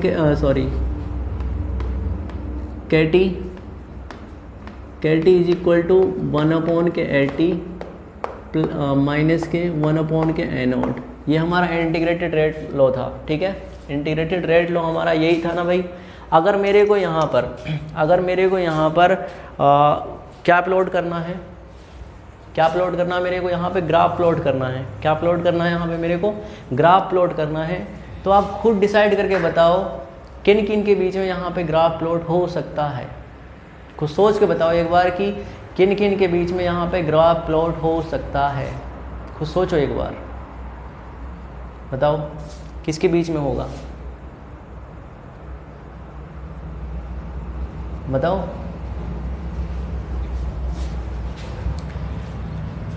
एक तो चेंज कौन हो सकता है यहाँ पर, टाइम चेंज हो सकता है। दूसरा कौन चेंज होगा यहाँ पर, एटी चेंज होगा। ये भी कांस्टेंट और ये भी, ये तो चेंज नहीं होगा, इनिशियल कॉन्सेंट्रेशन। और बार बार मैं इस चीज़ को बता चुका हूँ, हर बार जितने भी टाइम मैंने यहाँ पर ग्राफ प्लॉट किया था, तो एक चीज़ मैंने आपके लिए बताई थी, वेरिएबल और कांस्टेंट क्वांटिटीज़ को यहाँ पे डिफ्रेंशिएट कीजिए, उनको सेपरेट कीजिए और आइडेंटिफाई कीजिए किन किन के बीच में आपका ग्राफ प्लॉट होगा। मेनली इन्हीं के ऊपर आपको फोकस करना है, आपका खुद ब खुद क्या हो जाएगा, ग्राफ प्लॉट हो जाएगा। जाहिर सी बात है, अगर मेरे को इन दोनों के बीच में ग्राफ प्लॉट करना है तो जाहिर सी बात है 1 के A T is equal to क्या बन जाएगा, के टी प्लस के ए नोट, 1 के ए नोट। ठीक है, बन जाएगा ना। क्या मैं इसको ऐसे भी लिख सकता हूँ भाई, कैसे लिख सकता हूँ, 1 के ए नोट, 1 के ए नोट प्लस के टी लिख सकता हूँ भाई, बिल्कुल लिख सकता हूँ ना, बिल्कुल। हाँ, अगर मैं इसे ऐसा लिख सकता हूँ तो यहाँ पर एक ही ये वाई फंक्शन हो जाएगा इज इक्वल टू, ये क्या बन जाएगा बताओ, सी। क्या बन जाएगा, सी बन जाएगा, प्लस के ये आपका एक एम क्या है, एक स्लोप है, और ये क्या बन जाएगा आपका कांस्टेंट, मतलब एक्स, ये भी चेंज हो जाएगा। तो किस किस बीच में ग्राफ प्लॉट होगा, मेनली ग्राफ प्लॉट होगा आपका किस किस के बीच में बताओ, 1 के ए टी और टाइम के बीच में। तो टाइम आपका टी और आपका किसके बीच में, 1 के A T, concentration of A T के बीच में यहाँ पर ग्राफ प्लॉट होगा। अब यहाँ पर ग्राफ प्लॉट होगा तो ये किस टाइप की स्लोप है आपकी, पॉजिटिव स्लोप है। बताओ, नेगेटिव स्लोप में ऐसे खींचता था मैं, अगर पॉजिटिव स्लोप है तो यहाँ पर ओरिजिन से जो स्टार्टिंग पॉइंट होता है वहाँ से आपका एम एक्स, मतलब पॉजिटिव स्लोप है, तो यहाँ पर इस टाइप का आपका ग्राफ प्लॉट होगा। लेकिन यहाँ पर पॉजिटिव इंटरसेप्ट भी बन रहा है, तो आप इसे ओरिजिन से ना खींचते हुए कहाँ से खींचेंगे, थोड़ा सा ऊपर से, ओरिजिन से थोड़ा सा ऊपर से। मैंने ये बिल्कुल ऐसे खींचा, यूँ खींच दिया ना। और यहाँ पर जो ये स्लोप है, इसकी वैल्यू कितनी है आपकी, पॉजिटिव की के। ठीक है, ध्यान रहे, लास्ट के में जितना भी पढ़ा था हमने वो माइनस का के था, लेकिन इस बार क्या है आपका प्लस के है। ठीक है, तो यहाँ पर ये क्या है आपका एक पॉजिटिव इंटरसेप्ट, वो कितना आपका 1 के ए नोट, कितना है 1 के A naught, concentration of A naught. ये हमारा ग्राफ प्लॉट हो गया किसके बीच में, ए टी और आपका टाइम के बीच में। किसके बीच में प्लॉट हो गया, ए टी और टाइम के बीच में ये ग्राफ प्लॉट हो चुका है। ठीक है, बिल्कुल समझ में आ रही है बात। अगर मैं आपसे ग्राफ प्लॉट करने के लिए बोलता हूँ कि आपको ग्राफ प्लॉट करना है सेकंड ऑर्डर के लिए, किसके लिए, इसी सेकंड ऑर्डर के लिए आपको ग्राफ प्लॉट करना है, और वो ग्राफ प्लॉट करना बेसिकली आपको किसके लिए, किसके बीच में, आपको एक तो ग्राफ प्लॉट करना आपको कॉन्सेंट्रेशन और रेट के बीच में, ठीक है, रेट और concentration, rate versus concentration of reactant के बीच में ग्राफ प्लॉट करना है। तो जाहिर सी बात है इधर की साइड मेरे को कॉन्सेंट्रेशन लेना पड़ेगा, इधर की साइड मेरे को क्या लेना पड़ेगा, रेट, ठीक है। अब आप खुद डिसाइड कीजिए सेकंड ऑर्डर के लिए हमारे पास जो रेट एक्सप्रेशन होता है, ठीक है, वो कैसे लिखते हैं हम बताओ। रेट इज इक्वल टू क्या होता है, रेट इज इक्वल टू के इंटू कॉन्सेंट्रेशन, कॉन्सेंट्रेशन की पावर क्या होता है बताओ, 2 होता है। मतलब यहाँ पर आपका इंक्रीज होगा और आपका जो ग्राफ प्लॉट होगा वो कुछ इस टाइप से होगा। कैसा होगा, इस टाइप से होगा। ये इस टाइप का ग्राफ प्लॉट होगा किसके लिए, रेट और कॉन्सेंट्रेशन के लिए, किसके बीच में, किसके लिए, सेकंड ऑर्डर रिएक्शन के लिए। तो ये ग्राफ आपको प्लॉट करना आई थिंक आ गया होगा, ठीक है। तो अब हम डिस्कस कर रहे हैं यहाँ पर हाफ लाइफ को। किसको डिस्कस कर रहे हैं, हाफ लाइफ, हाफ लाइफ जिसको हम क्या बोलते हैं, प्यार से नहीं दुश्मनी से, है ना, हाफ लाइफ और सेकंड ऑर्डर। सेकंड ऑर्डर के लिए हमारे पास क्या आपका टी हाफ बनेगा, ठीक है, वो हम देखते हैं क्या बनेगा भाई, बिल्कुल देखें। तो देखने से पहले आपको पता होगा टी हाफ या सॉरी के, मतलब हमारा रेट एक्सप्रेशन क्या है यहाँ पर, के टी इज इक्वल टू 1 के concentration of A T minus के 1 के कॉन्सेंट्रेशन ऑफ ए नॉट, यही रहा होगा ना भाई। अब देखो किसी टाइम टी पर, मतलब जब आपका टाइम टी हाफ रहा होगा तो यहाँ पर ए नॉट बाई 2 क्या रहा होगा, आपका ए टी रहा होगा ना। किसी टाइम 50% जब आपकी कंप्लीट हो चुकी है तो ए नॉट बाई 2 ही रहा होगा ना। तो ए टी की वैल्यू के इंटू टी हाफ ही तो कैलकुलेट कर रहे हैं हम यहाँ पे, 1 के concentration of A naught by 2 हो गया यहाँ पर, माइनस के क्या करूँगा 1 के कॉन्सेंट्रेशन ऑफ ए नॉट, कर दिया भाई, बिल्कुल कर दिया। इसको ऊपर ले जाते हैं तो K into T half is equal to क्या बनेगा, एलसीएम मैंने ले लिया यहाँ पर, इसको ऊपर भेज दो, किसको, 2 वाले को, 2 को मैंने ऊपर भेज दिया। तो यहाँ पर क्या बचेगा आपका ए नॉट, सॉरी 1 के ए नॉट, 1 के ए नॉट बचेगा।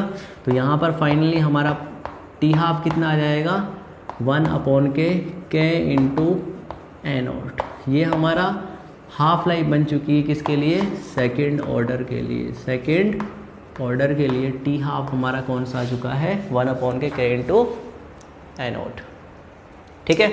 अब देखो बड़े ध्यान से, जो आपका टी हाफ है, अगर आप जानते हैं कि यहाँ पे कांस्टेंट है, तो जो आपकी यहाँ पर टी हाफ है वो अगर मैंने डायरेक्टली प्रोपोर्शनल कब आया होगा, जब यहाँ से क्या हटा होगा, तो 1 के ए नॉट, और ए नॉट कौन है यहाँ पे, इनिशियल कॉन्सेंट्रेशन। मतलब आपकी जो टी हाफ है वो यहाँ पर कैसे डिपेंड कर रही है, वो आपकी डिपेंड कर रही है यहाँ पर T half inversely proportional depend कर रही है किसके, इनिशियल कॉन्सेंट्रेशन के, ठीक है। मतलब अगर आपका 2 पॉइंट टी हाफ बढ़ेगा, अगर 2 पॉइंट टी हाफ बढ़ेगा तो इनिशियल कॉन्सेंट्रेशन डिक्रीज होनी चाहिए। समझ में आ रही है बात, ये इसका लॉजिक है, ठीक है। तो ये होता है आपका टी हाफ, जिसको हम हाफ लाइफ बोलते हैं सेकंड ऑर्डर रिएक्शन के लिए। किसके लिए, सेकंड ऑर्डर रिएक्शन के लिए। तो बड़े ध्यान से आपको याद आ गया होगा सब कुछ। तो एक बार मैं करेक्ट कर लेता हूँ, जीरो ऑर्डर रिएक्शन के लिए खुद देखना नहीं है कहीं से भी। जीरो ऑर्डर रिएक्शन के लिए मेरे को क्या निकालना है, यहाँ पर टी हाफ बताना है। क्या बताना है, टी हाफ। बताओ क्या क्या बनेगा टी हाफ। टी हाफ क्या था बताओ, जीरो ऑर्डर रिएक्शन के लिए क्या था, ए नॉट बाई 2 के, और ए नॉट बाई अगर 2 के है तो यहाँ पर ये डायरेक्टली प्रोपोर्शनल रिलेट कर रहा है किसके, हाँ, तो टी हाफ यहाँ पर डायरेक्टली प्रोपोर्शनल है किसके, इनिशियल कॉन्सेंट्रेशन है, मतलब पावर 1 के। बिल्कुल समझ में आ रही है बात, आ रही है ना। अगर मेरा यहाँ पर फर्स्ट ऑर्डर रिएक्शन के लिए मैं देखूँ, फर्स्ट ऑर्डर के लिए देखूँ, तो फर्स्ट ऑर्डर के लिए हमारा देखो टी हाफ का फॉर्मूला क्या था, टी हाफ का फॉर्मूला था 0.693 अपॉन के। एक चीज़ बताओ, यहाँ पर इनिशियल कॉन्सेंट्रेशन का कोई नाम दिख रहा है आपको, नहीं दिख रहा ना भाई, ये भी वैल्यू, ये रेट कांस्टेंट है, ठीक है। इनिशियल कॉन्सेंट्रेशन के ऊपर डिपेंड नहीं है, ये मैंने आपको वहीं पे बता दिया था। तो यहाँ पर टी हाफ है जो आपकी फर्स्ट ऑर्डर रिएक्शन के लिए, वो इनिशियल कॉन्सेंट्रेशन की पावर 0, मतलब इसके ऊपर डिपेंड नहीं करेगी। इसका इनिशियल कॉन्सेंट्रेशन कैसे है, इंडिपेंडेंट है। अगर मैंने सेकेंड ऑर्डर का निकाला है यहाँ पर, तो सेकेंड ऑर्डर के लिए क्या भाई, टी हाफ आपका, टी हाफ का फॉर्मूला क्या है, 1/k A0, यही है ना बिल्कुल। तो यहाँ पर आपका जो टी हाफ है वो कैसे रिलेट कर रहा है इनिशियल कॉन्सेंट्रेशन का, आपका इनडायरेक्टली प्रोपोर्शनल, ठीक है। तो यहाँ पर इनिशियल कॉन्सेंट्रेशन A⁻⁻1, ठीक है। तो इस चीज़ को यहाँ पे आपने बहुत अच्छी तरीके से समझ लिया होगा। और एक चीज़ यहाँ पे आपने कनेक्ट भी कर ली होगी, क्या कनेक्ट कर ली भाई, यहाँ पे आपने कनेक्ट कर ली होगी कि इन तीनों चीज़ों से, इन तीनों को मैंने क्यों कैलकुलेट किया यहाँ पर, आपको कुछ समझ में आ रहा है, ये तीनों क्यों कनेक्ट किए मैंने, ये मैंने इसलिए कनेक्ट किए हैं क्योंकि मेरे लिए यहाँ पर टी हाफ का एक फॉर्मूला भी आ चुका है, ठीक है।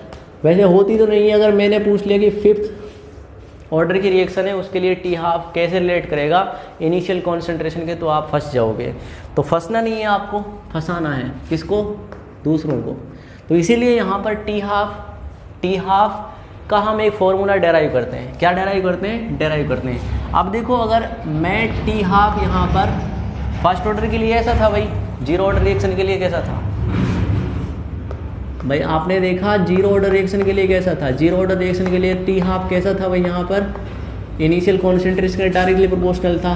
फर्स्ट ऑर्डर के लिए कैसे था बताओ, यहाँ पर टी हाफ आपका इनिशियल कॉन्सेंट्रेशन के ऊपर डिपेंड नहीं कर रहा था।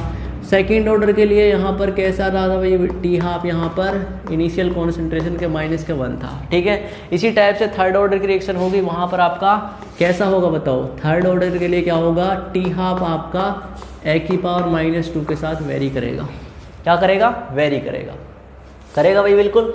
तो यहाँ पर अगर मेरे पास एन टाइम ऑफ ऑर्डर की रिएक्शन है हमारे पास, तो उसके लिए हमारा फॉर्मूला क्या बनेगा, बताओ, T half is directly proportional to A⁻n-k1, ठीक है, सॉरी 1 - kn। इस फॉर्मूले को आप पुटअप कीजिए, आप फिफ्थ ऑर्डर, सिक्स्थ ऑर्डर, जितने भी ऑर्डर की रिएक्शन निकाल सकते हैं, होती हो नहीं है वैसे तो, लेकिन आप फिफ्थ ऑर्डर के लिए मैंमैंने बोल दिया, फिफ्थ ऑर्डर की आपको टी हाफ का इनिशियल कॉन्सेंट्रेशन के बीच में रिलेशन क्रिएट करना है। तो टी हाफ कैसे होगा बताओ, A1 - k5, तो यहाँ पर कितना आ जाएगा, टी हाफ डायरेक्टली प्रोपोर्शनल है A⁻-k4 के, ये इसका रिलेशन हो गया इनिशियल कॉन्सेंट्रेशन के साथ, ठीक है। तो ये टी हाफ का फॉर्मूला आपके लिए एक छोटी सी बकवास सी चीज़ दिखा दी मैंने आपको। अब हम आगे प्रोसीड कर रहे हैं और ज़्यादा कि टी हाफ के और कैसे कैसे क्वेश्चन पूछे जा सकते हैं आपसे, ठीक है। एक क्वेश्चन हम यहाँ पे ले रहे हैं, बड़ा सिंपल क्वेश्चन है, ठीक है, पेन कॉपी उठाने की जरूरत भी नहीं है, ऐसा सिंपल साधारण सा क्वेश्चन है, ठीक है। तो टी हाफ दे रखा आपके लिए मिनट के अंदर, ठीक है, और नीचे दे रखी है आपको इनिशियल कॉन्सेंट्रेशन। ध्यान रखना, इनिशियल कॉन्सेंट्रेशन जिसको क्या बोलते हैं हम, ए भी बोल देता हूँ मैं, और कई बार क्या बोल देता हूँ, A0। मैक्सिमम टाइम मैंने क्या रिलेट किया है, उसको A0 के साथ रिलेट किया है, ठीक है। लेकिन कई बुक्स में, कई रिफ्रेशर्स में आपको ए से रिप्रेजेंट किया हुआ मिलेगा, ठीक है, वो कोई मैटर नहीं है, कुछ से भी आप रिप्रेजेंट कर सकते हैं किसी भी टर्म्स को। तो यहाँ पर इसका कुछ है 10.5 और यहाँ पर मान के चल लेते हैं 2.5, ठीक है। इधर मैंने मान लिया कुछ 1 molar concentration, 2 molar concentration, 3 molar concentration, ये मैंने मान लिया भाई, ठीक है। 10 हो गया, 5 हो गया, 2.5 हो गया। यहाँ पर 1 मोलर नहीं मानो आप, इसको मानो भाई आप कुछ 0.1, 0.2 और 0.4, ये मान के चलो आप इसे, ठीक है। अब हम यहाँ पे चेंज देखते हैं, चेंज कैसे देखते हैं, देखो यहाँ से अगर मैं यहाँ तक जा रहा हूँ तो क्या हो रहा है, यहाँ पर जो आपका टी हाफ है वो हाफ होता जा रहा है, ठीक है। इसको मैंने एक बार और किया, यहाँ पर हाफ हो रहा है नहीं हो रहा, बिल्कुल हो रहा है ना। अगर मैंने यहाँ से यहाँ तक देखा तो ये क्या हो रहा है, आपका डबल हो रहा है, क्या हो रहा है, डबल हो रहा है, क्या हो रहा है, डबल हो रहा है। अगर ये डबल हो रहा है तो यहाँ से यहाँ तक भी जाने पर क्या हो रहा है, ये डबल हो रहा है ना। आप फर्स्ट वाले और लास्ट वाले को भी कर सकते हो।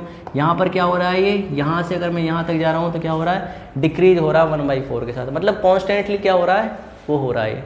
तो मेरे को क्या मैंने यहाँ पे ऑब्जर्व किया, मैंने ऑब्जर्व किया अगर यहाँ पे टी हाफ की वैल्यू बढ़ रही है, टी हाफ की वैल्यू अगर घट रही है तो यहाँ पर आपका ये बढ़ रहा है, मतलब ये बढ़ रहा है तो ये घट रहा है, ये बढ़ रहा है तो ये घट रहा है, मतलब एक दूसरे के कैसे हैं, इन्वर्सली प्रोपोर्शनल है, मतलब एक ही ये वाली, ठीक है। तो अगर ये रिलेशन यहाँ पे आया है तो टी हाफ ए की पावर -1 होता है, कितना होता है, टी हाफ ए की पावर -1 होता है। तो यहाँ पर इस चीज़ से आप क्या आइडिया लगाया आपने कि कौन से ऑर्डर की रिएक्शन है आपकी, ये सेकंड ऑर्डर की रिएक्शन है। कौन से ऑर्डर की रिएक्शन है आपकी, ये सेकंड ऑर्डर की रिएक्शन है। कौन से ऑर्डर की रिएक्शन है, सेकंड ऑर्डर की रिएक्शन है, क्योंकि मैंने जस्ट आपको अभी पढ़ाया है कि यहाँ पर ऐसा रिलेशन किस में देखने को मिलेगा, आपको सेकेंड ऑर्डर की रिएक्शन में मिलेगा, मिलेगा नहीं मिलेगा, ये वाला सब कुछ मैंने अभी डेराइव किया था, ये वाला, ठीक है। अगर ये इंक्रीज हो रहा है तो ये आपका क्या होगा, डिक्रीज होगा। बिल्कुल क्लियर, कॉपी कीजिए। और एक और क्वेश्चन देखते हैं, थोड़ा सा एक और इसी से रिलेटेड एक क्वेश्चन है। मान के चलो E goes to B plus के Z है, ठीक है। इनका टी हाफ दे रखा है यहाँ पर, इसका यहाँ पे टी हाफ दे रखा है और टी हाफ मिनट के अंदर दे रखा है आपको 5, 10 और ये दे रखा आपका कितना, रुको एक सेकेंड, ये दे रखा है 5, 10, 15, 20, 5, 10, 15 और ये 20, आप 5 का गैप देख रहे होंगे। और इनिशियल कॉन्सेंट्रेशन ए दे रखी है आपके लिए यहाँ पे कुछ 1, 2, 3, 4, 1, 2, 3, 4। अब बड़े ध्यान से देखना भाई, बड़े ध्यान से देखना है। मैंने यहाँ पर इसको डबल किया है, तो इसको भी यहाँ पे डबल किया है, इसको भी यहाँ पे मैंने डबल किया है, मतलब डबल नहीं 5 का गैप दिया मैंने, तो यहाँ पे 1 का दिया है, मतलब कॉन्स्टेंटली हो रहा है। अगर मैं यहाँ से यहाँ तक देखूँ तो यहाँ पर ये 4 टाइम किया मैंने, और यहाँ से और मैं यहाँ तक देखूँ लास्ट वाले को, ये भी कितना आपका 4 टाइम दे रहा है। मतलब जितना आपका इनिशियल कॉन्सेंट्रेशन इंक्रीज हो रहा है वैसे वैसे आपका टी हाफ भी इंक्रीज हो रहा है। क्या हो रहा है, टी हाफ भी इंक्रीज हो रहा है। तो मेरे को पता है, क्या पता है मेरे को, टी हाफ का फॉर्मूला क्या होता है, 1 - kn। क्या होता है, 1 - kn। अब यहाँ पर कोई भी चेंज नहीं आ रहा है, कोई भी चेंज नहीं आ रहा है, टी हाफ के अंदर कोई भी चेंज आ रहा नहीं आ रहा भाई, बिल्कुल। तो ए की पावर 1 - के 0, यहाँ पर ये किसके लिए ऑर्डर होता है, ज़ीरो ऑर्डर के लिए। क्या होता है, जीरो ऑर्डर के लिए यहाँ पर टी हाफ का कोई भी चेंज नहीं होता। इसका कौन सा ऑर्डर आ गया, आपका ज़ीरो ऑर्डर आ जाएगा, ठीक है। इनको आप थोड़ी से रिलेट करना, वैसे तो काफ़ी क्वेश्चन होते हैं, अगर आप देखोगे तो मिल जाएंगे आपको कहीं क्वेश्चन, और बाकी आपको डीबी में कहीं से दे दूंगा मैं क्वेश्चन, आपको रिक्वायरमेंट है तो। बाकी आपके लिए इतना ही सफिशिएंट है, आप समझ गए होंगे क्या बोल रहा हूँ मैं, क्या नहीं बोल रहा हूँ, ठीक है। तो कॉपी नाउ, फिर हम आगे प्रोसीड करेंगे फास्ट।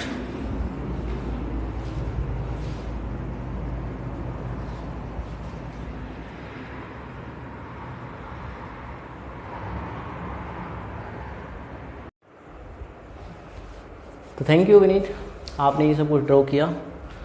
तो अब ग्राफिकल मेथड हम अगला टॉपिक पढ़ने जा रहे हैं, determination of order of reaction. मतलब हमें किन किन मेथड से ये पता चल सकता है कि ऑर्डर ऑफ रिएक्शन कौन सा होगा, फर्स्ट ऑर्डर होगी, जीरो ऑर्डर रिएक्शन होगी, या फिर आपकी फर्स्ट ऑर्डर रिएक्शन जीरो से, या फिर सेकंड ऑर्डर रिएक्शन होगी, ठीक है। पहला जो ग्राफ यहाँ पे प्लॉट किया है वो है रेट और कॉन्सेंट्रेशन के बीच में, रेट और कॉन्सेंट्रेशन के बीच में ग्राफ ये प्लॉट हुआ है, क्योंकि मेरे को पता है कि रेट और कॉन्सेंट्रेशन, क्योंकि मेरे को पता है कि जो आपका जीरो ऑर्डर रिएक्शन होता है, जीरो ऑर्डर रिएक्शन का ये है, लिख देना चाहिए था, ये जीरो ऑर्डर का है, ये फर्स्ट ऑर्डर का है, और ये आपका सेकंड ऑर्डर का है। कौन सा, आपका रेट और कॉन्सेंट्रेशन ग्राफ। क्योंकि मेरे को पता होता है कि आपका जो रेट होता है वो क्या होता है, यहाँ पर रेट इज इक्वल टू क्या होता है, के इंटू कॉन्सेंट्रेशन की पावर कितनी होती है, 0। तो इनिशियल कॉन्सेंट्रेशन के ऊपर डिपेंड नहीं करेगा, रिएक्टेंट और कॉन्सेंट्रेशन के ऊपर डिपेंड नहीं करेगा। तो यहाँ पर आपका रेट कुछ भी इफेक्ट नहीं पड़ेगा किससे, कॉन्सेंट्रेशन के इफेक्ट से, ठीक है।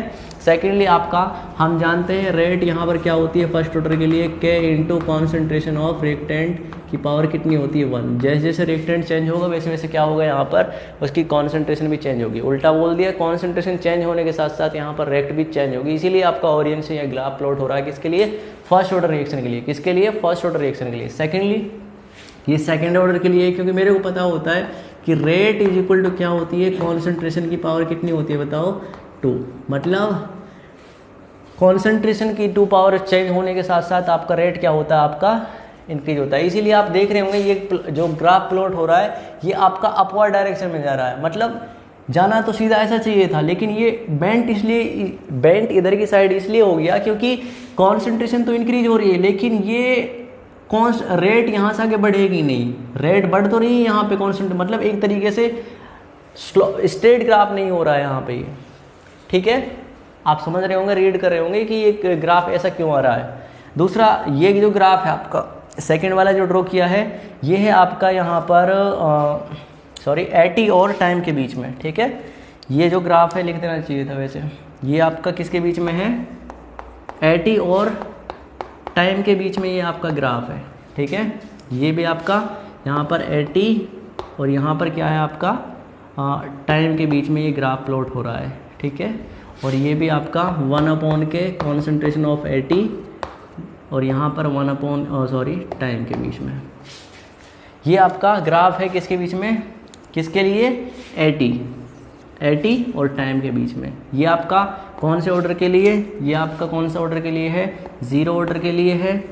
ये आपका फर्स्ट ऑर्डर के लिए है, ये आपका सेकंड ऑर्डर के लिए। कौन सा ग्राफ है ये आपका 80, मतलब amount of A left at time T और किसी टाइम टी के बीच में जो ग्राफ होता है वो आपका ये first second and third 0 first and second order के लिए ये प्लॉट होगा, ठीक है। एक ग्राफ और अपना बच चुका है जो ये वाला ग्राफ है, ये शायद आप खुद बना सकते हैं। अगला जो ग्राफ बनाने जा रहा हूँ मैं वो टी हाफ और इनिशियल कॉन्सेंट्रेशन के लिए बना रहा हूँ। किसके लिए बना रहा हूँ, टी हाफ और इनिशियल कॉन्सेंट्रेशन। तो एक साइड हम क्या रखते हैं यहाँ पर टी हाफ रखते हैं और एक साइड क्या रखता हूँ मैं, इनिशियल कॉन्सेंट्रेशन ए। सिंस यहाँ पर टी हाफ और इनिशियल कॉन्सेंट्रेशन ए, यहाँ पर टी हाफ और इनिशियल कॉन्सेंट्रेशन आपका ए। अब यहाँ पर प्लॉट करना स्टार्ट करते हैं। मैं पूछ रहा हूँ आपसे 0 ऑर्डर रिएक्शन के लिए। किसके लिए पूछ रहा हूँ, 0 ऑर्डर रिएक्शन के लिए। मेरे को एक चीज़ बताओ, 0 ऑर्डर रिएक्शन के लिए यहाँ पर आपका टी हाफ क्या होता है, सोच के चलो। टी हाफ का फॉर्मूला क्या होता है, टी हाफ का हमारा फॉर्मूला क्या होता है बताओ, A0/2 का ही होता है ना। तो यहाँ पर डायरेक्टली प्रोपोर्शनल रिलेट कर रही है, A0 नहीं कर रही है, बिल्कुल कर रही है। अगर यहाँ पर डायरेक्टली प्रोपोर्शनल रिलेट कर रही है तो इसका जो ग्राफ बनेगा वो कैसा बनेगा बताओ, बिल्कुल आपका स्ट्रेट ओरिजिन से पास होगा। किससे पास होगा, ओरिजिन से आपका ग्राफ पास होगा। और इस टाइप का आपका क्या बनेगा, यहाँ पर ग्राफ बनेगा। किसके लिए बनेगा ये बनेगा आपका 0 ऑर्डर रिएक्शन के लिए। किसके लिए बनेगा भाई, 0 ऑर्डर रिएक्शन के लिए आपका ये ग्राफ बनेगा। बिल्कुल समझ में आ रही है बात। सेकेंड ऑर्डर के लिए फर्स्ट ऑर्डर के लिए मेरे को बताना है। फर्स्ट ऑर्डर का सबसे सिंपल है, बताओ आपका टी हाफ का फॉर्मूला क्या होता है। टी हाफ का फॉर्मूला यहाँ पर होता है मतलब इज इक्वल टू 0.693 अपॉन के होता है। क्या आप मेरे को बता सकते हो यहाँ पर इनिशियल कॉन्सेंट्रेशन के ऊपर डिपेंड करेगा, नहीं करेगा। क्यों नहीं करेगा, क्योंकि यहाँ पर आपका टी हाफ इनिशियल कॉन्सेंट्रेशन का कोई शब्द ही नहीं है। 0.693 एक वैल्यू और के क्या है, एक रेट कांस्टेंट है। तो यहाँ पर आपका इनिशियल कॉन्सेंट्रेशन के ऊपर डिपेंड नहीं करेगा। मतलब आप कितना भी इनिशियल कॉन्सेंट्रेशन को इंक्रीज कर दो, आपकी जो रेट टी हाफ रहेगी वो क्या रहेगी, आपकी कांस्टेंट रहेगी, ठीक है। तो ये आपका किस ऑर्डर के लिए है, फर्स्ट ऑर्डर के लिए। किसके लिए है, फर्स्ट ऑर्डर के लिए। अभी सिंस मैंने आपको सेकंड ऑर्डर के लिए बताया था कि सेकंड ऑर्डर के लिए टी हाफ कैसा रिलेशन होता है। टी हाफ का रिलेशन होता है 1/A होता है, क्योंकि हमारा फॉर्मूला क्या होता है, T half is equal to 1/K into A0, यही होता है ना। तो इसीलिए इनिशियल कॉन्सेंट्रेशन के ऊपर इन्वर्सली प्रोपोर्शनल है। मतलब ये कैसा ग्राफ प्लॉट होगा आपका, इस टाइप का। कैसा होगा, इसको ऐसे बनाएंगे, इस टाइप का आपका ये ग्राफ प्लॉट होगा। समझ में आ रही है बात। मतलब आपका इनिशियल कॉन्सेंट्रेशन इंक्रीज होगा तो ये डिक्रीज होगा, और ये डिक्रीज हो रहा है तो मतलब इनिशियल कॉन्सेंट्रेशन क्या हो रही होगी, इंक्रीज हो रही होगी, ठीक है। ये हमारा पहला तरीका है ग्राफ की हेल्प से। ठीक है, थोड़ा सा इसे क्लियर जूम करिए। जूम करने के बाद में एक क्लियर पिक्चर विजिबल होनी चाहिए ताकि इसको आप बड़े अच्छी तरीके से ड्रॉ कर सके अपनी नोटबुक के अंदर। एक सिंगल वर्ड भी यहाँ पर छूटना नहीं चाहिए, ठीक है।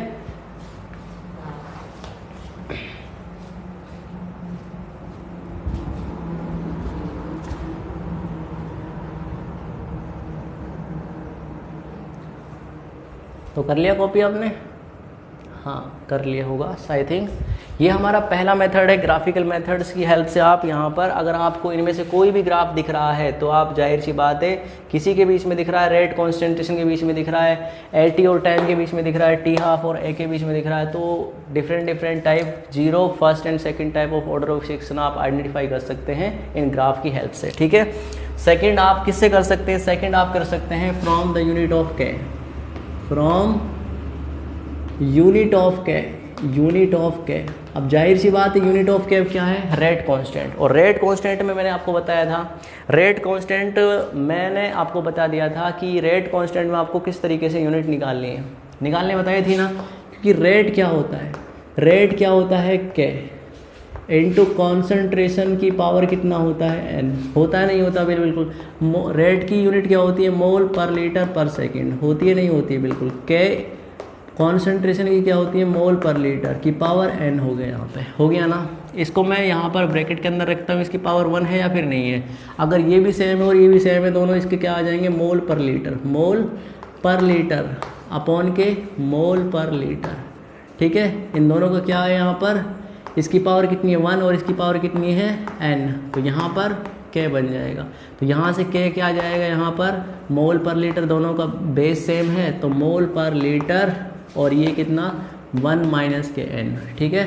n क्या है यहाँ पर? ऑर्डर को रिप्रेजेंट कर रहा है। किसको रिप्रेजेंट कर रहा है? ऑर्डर को। तो इस फॉर्मूले को आप रखते ही आपके पास क्या मिल जाएगा? आपको रेट कांस्टेंट से यूनिट रेट कांस्टेंट से आपको क्या मिल जाएगा? किस ऑर्डर की रिएक्शन ये मिल जाएगा।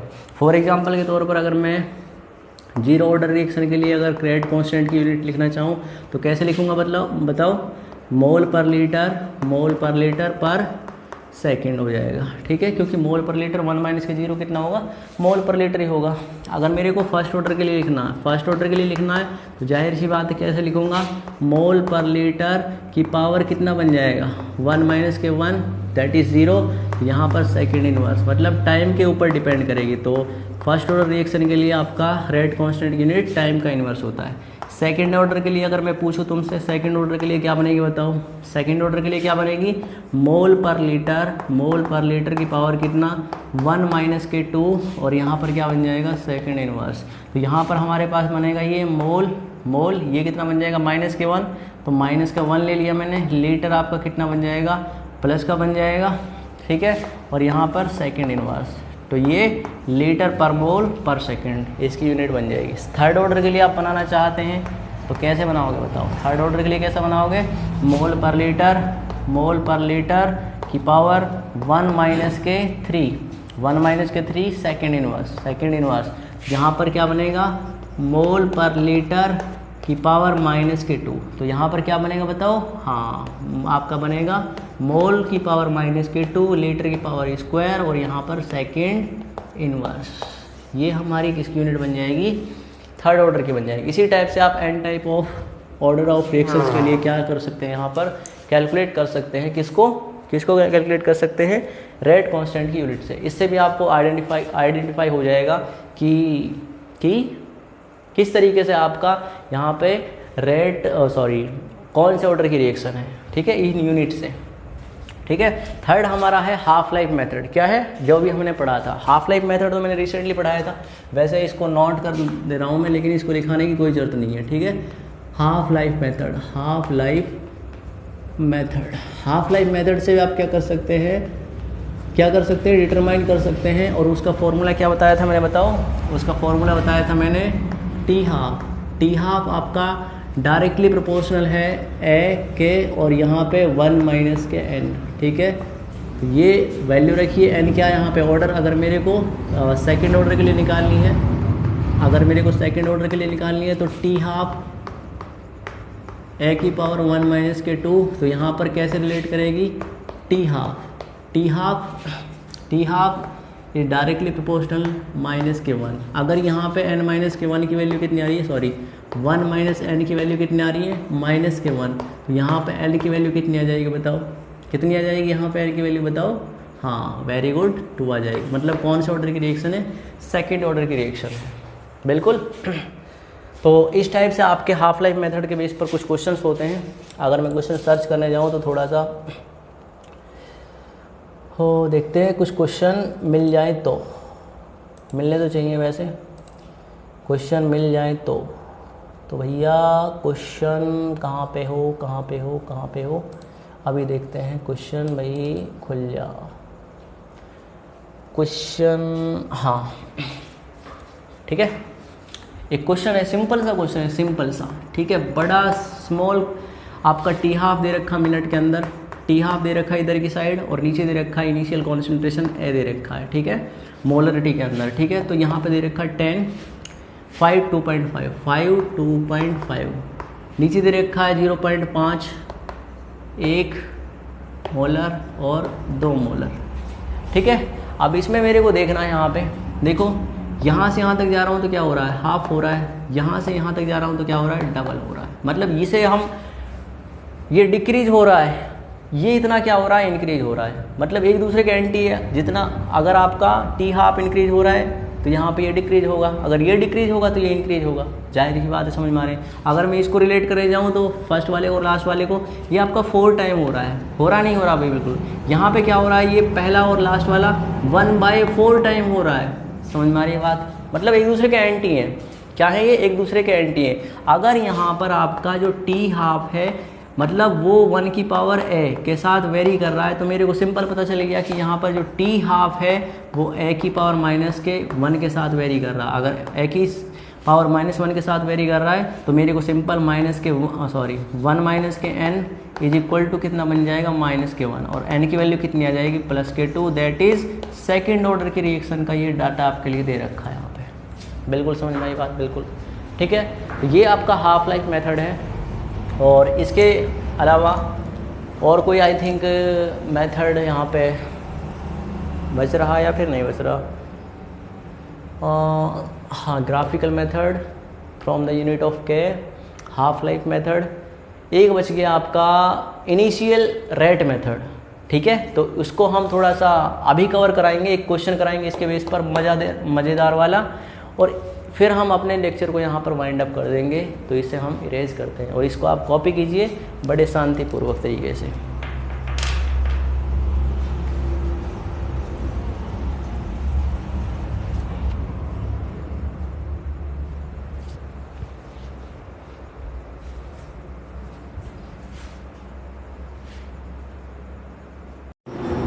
तो देखो, अब हमारे पास लास्ट जो हमारा identification of any order of reaction का जो टाइप है वो है आपका initial rate method. Initial rate method, initial rate method, ठीक है, ये अपना लास्ट टाइप है। तो इनिशियल रेट मेथड में मान के चलो मैं कुछ एज्यूम करता हूँ, ये आपके पास ए है कुछ, और ए प्लस के बी आपका कुछ प्रोडक्ट बना रहे हैं सी, ठीक है। तो जाहिर सी बात है आपका रिएक्टेंट कौन कौन है यहाँ पर, एक तो ए है, और इनकी दोनों की क्या होगी, कॉन्सेंट्रेशन होगी, ठीक है। रिलेट करता हूँ मैं यहाँ पर रेट ऑफ रिएक्शन से, मैं इसको अपने लेक्चर के 5th या फिर 4th लेक्चर में समझा चुका हूँ, ठीक है। रेट ऑफ रिएक्शन मतलब यहाँ पे किस तरीके से डायरेक्टली आपको निकालना है, ठीक है। इसके लिए कुछ एक्सपेरिमेंट दे रखे हैं 1-2, उन एक्सपेरिमेंट को यहाँ पे देख लेते हैं कि क्या क्या एक्सपेरिमेंट यहाँ पे दे रखा है, ठीक है। इसका 0.1 दे रखा है, इसका 0.1 दे रखा मान चलो, और इसका 0.2 दे रखा, ठीक है, इसको मान लिया। इसका 0.3 दे रखा है, इसको 0.6 दे रखा, और इसका 0.6 दे रखा है, ठीक है, ऐसा मान लिया मैंने। इसका कुछ 2 × 10⁻³ इसको हम मान लेते हैं 2 × 10⁻³ और इसको मान लेते हैं हम कुछ 1 2 हाँ 8 × 10⁻³ ठीक है।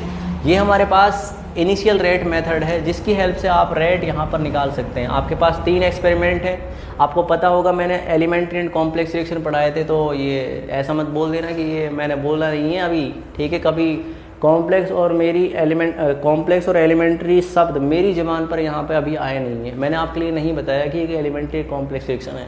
हाँ, अगर मैं बोल देता कि ये एलिमेंट्री रिएक्शन है तब आप यहाँ पर 1 in 1 कितना होता है, ये सेकेंड ऑर्डर होता है, लेकिन मैंने बोला नहीं है मतलब आपके लिए एक्सपेरिमेंट यहाँ पर कैरी करके दे रखे हैं, ठीक है। अब मेरे को यहाँ पर क्या देखना है, मेरे को यहाँ पर रेट निकालनी है प्रत्येक रिएक्टेंट के रेस्पेक्ट में, ठीक है। मतलब मेरे को रेट निकालनी है किसके रेस्पेक्ट में, कॉन्सेंट्रेशन ऑफ ए के रेस्पेक्ट में, और मेरे को रेट निकालनी है यहाँ पर कॉन्सेंट्रेशन ऑफ बी के रेस्पेक्ट में, ठीक है। मतलब यहाँ पर इसको x माना मैंने और इसको क्या मान लिया, y मान लिया। मतलब मेरे को ये निकालने हैं, ठीक है। वैसे दूसरा भी तरीका है इसका निकालने का, बहुत लेंथ है, लेकिन शॉर्ट ट्रिक्स मेथड से हम यहाँ पे इनिशियल रेट मेथड के थ्रू अपने आइडेंटिफिकेशन कर सकते हैं ऑर्डर ऑफ रिएक्शंस को, ठीक है। तो मेरे को क्या करना है, एक ऐसा चेंज देखना मेरे को जहाँ पर एक रिएक्टेंट की कॉन्सेंट्रेशन सेम हो। मेरे शब्दों पर ज़रा ध्यान दीजिएगा, एक रिएक्टेंट की कॉन्सेंट्रेशन सेम हो जबकि दूसरे जो रिएक्टेंट होगा उसकी कॉन्सेंट्रेशन के अंदर चेंज आ रहा है। दोबारा बोल रहा हूँ, एक रिएक्टेंट की कॉन्सेंट्रेशन सेम देखनी है मेरे को, बशर्ते कि वो पहला 8वां कुछ भी एक्सपेरिमेंट हो, आपको चेंज देखना है, ठीक है।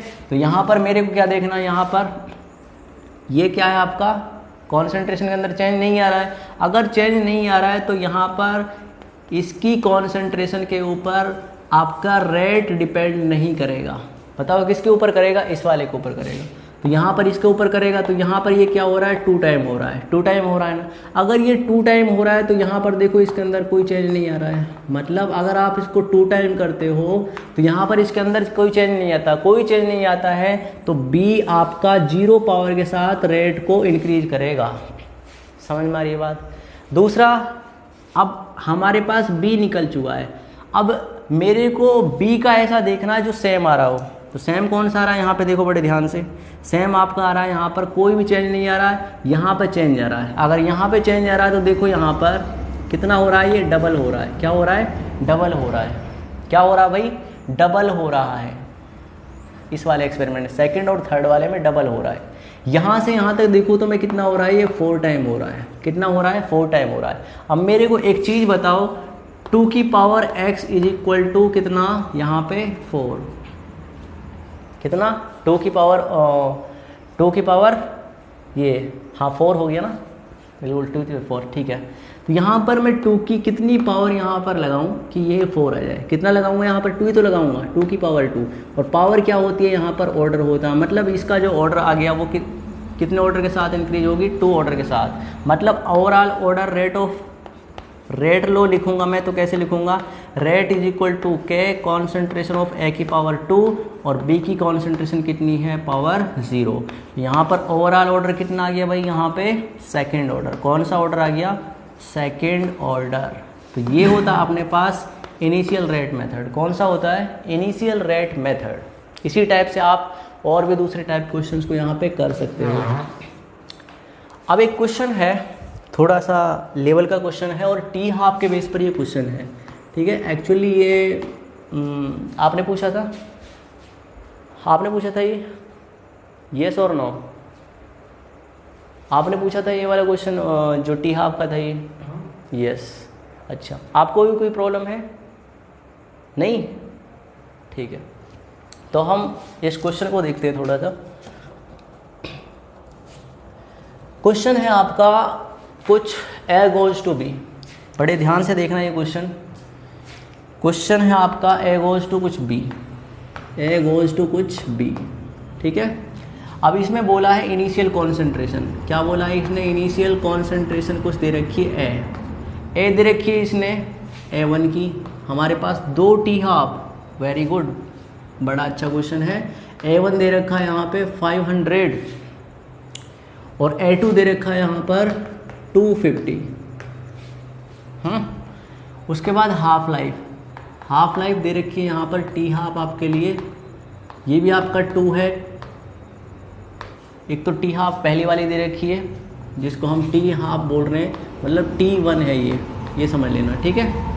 ये दे रखा आपके लिए 235 और टी हाफ सेकेंड, मतलब टी हाफ मैं वैसे नहीं लिख रहा, T1/2 नहीं लिख रहा, टी हाफ समझ जाना कि ये T2 है, मतलब टी हाफ ही, और ये 950 है, कितना है 950। आगे इसमें और इंक्लूड कर रखा है लॉग की वैल्यू, लॉग की वैल्यू इंक्लूड कर रखी है, क्या है लॉग ऑफ 23.5, ये आपका 1.37, और दूसरी जो लॉग की वैल्यू दे रखी है वो दे रखी है किसकी 95 की, 95 की लॉग 95, ये दे रखा आपके पास 1.97, ठीक है 1.97। तो 95 दे रखा है और दूसरा आपका 23.5।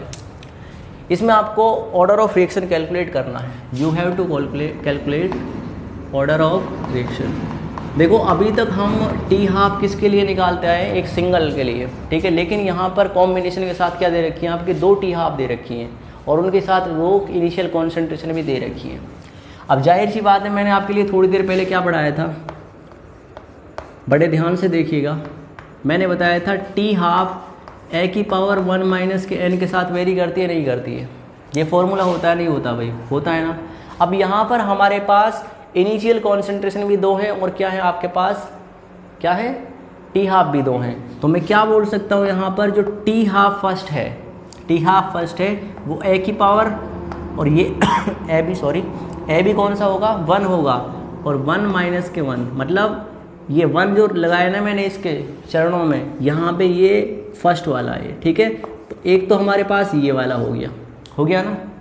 दूसरा इसी पास दूसरी टी हाफ होगी और इसका कुछ इनिशियल कॉन्सेंट्रेशन नंबर सेकंड होगा और इसकी पावर 1 माइनस के एन, ये सेकंड वाला है, ठीक है। दोनों को कंपेयर करते हैं, टाइम को टाइम के साथ, इनिशियल कॉन्सेंट्रेशन को इनिशियल कॉन्सेंट्रेशन के साथ। तो मैं क्या रेशियो लूँगा इनका, T/T2 ले लिया मैंने, इज इक्वल टू मैंने कर दिया यहाँ पर A1 की पावर 1 माइनस के n और डिवाइड बाय A2 की पावर 1 माइनस के n, ठीक है। दोनों का बेस सेम है, तो यहाँ पर क्या करूँगा मैं पावर को एक ही साथ रख दूँगा, तो मेरा क्या बन जाएगा T1 अपॉन के T2 is equal to A1 upon के A2 की पावर 1 माइनस के n, लिख दिया ना।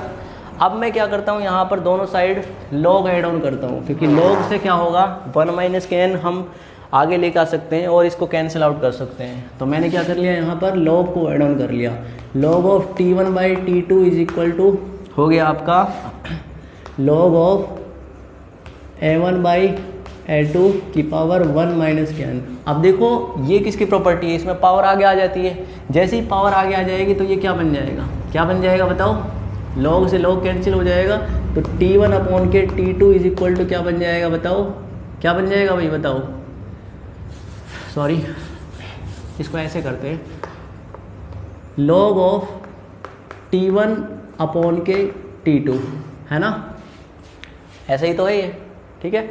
उसके बाद इधर की साइड इसे लेकर आओ A1 वाले को, लॉग ऑफ A1 अपॉन के A2 is equal to power आगे आ जाएगी तो 1 माइनस के n हो जाएगा, ये हो जाएगा नहीं हो जाएगा, बिल्कुल हो जाएगा। अब हम यहाँ पे वैल्यूज को प्लेस करते हैं, लॉग ऑफ T1 कितना दे रखा है, T1 दे रखा है 235, कितना दे रखा है 235, ठीक है। उसके बाद ये 950 डिवाइड बाय कितना दे रखा है 950 दे रखा है ना, डिवाइड बाय यहाँ पे लॉग ऑफ 500 डिवाइड बाय 250, ये कितना बन जाएगा लॉग 2 इज इक्वल टू क्या बन जाएगा 1 माइनस के n। तो आगे देखते हैं लॉग 235, लॉग 235 कितना दे रखा है, ये वाला था, ठीक है, ये 235 1.37 था ये, ठीक है 1.37,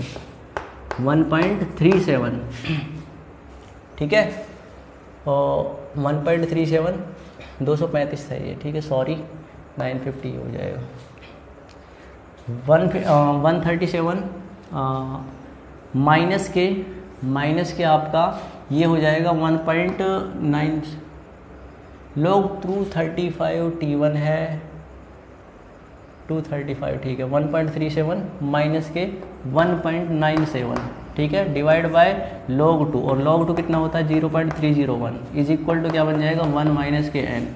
यहाँ से इसे कैंसिल करेंगे तो ये 0.6 डिवाइड बाय 0.3, तो ये 2 टाइम कैंसिल होगा और वो भी माइनस वाला, तो माइनस के 2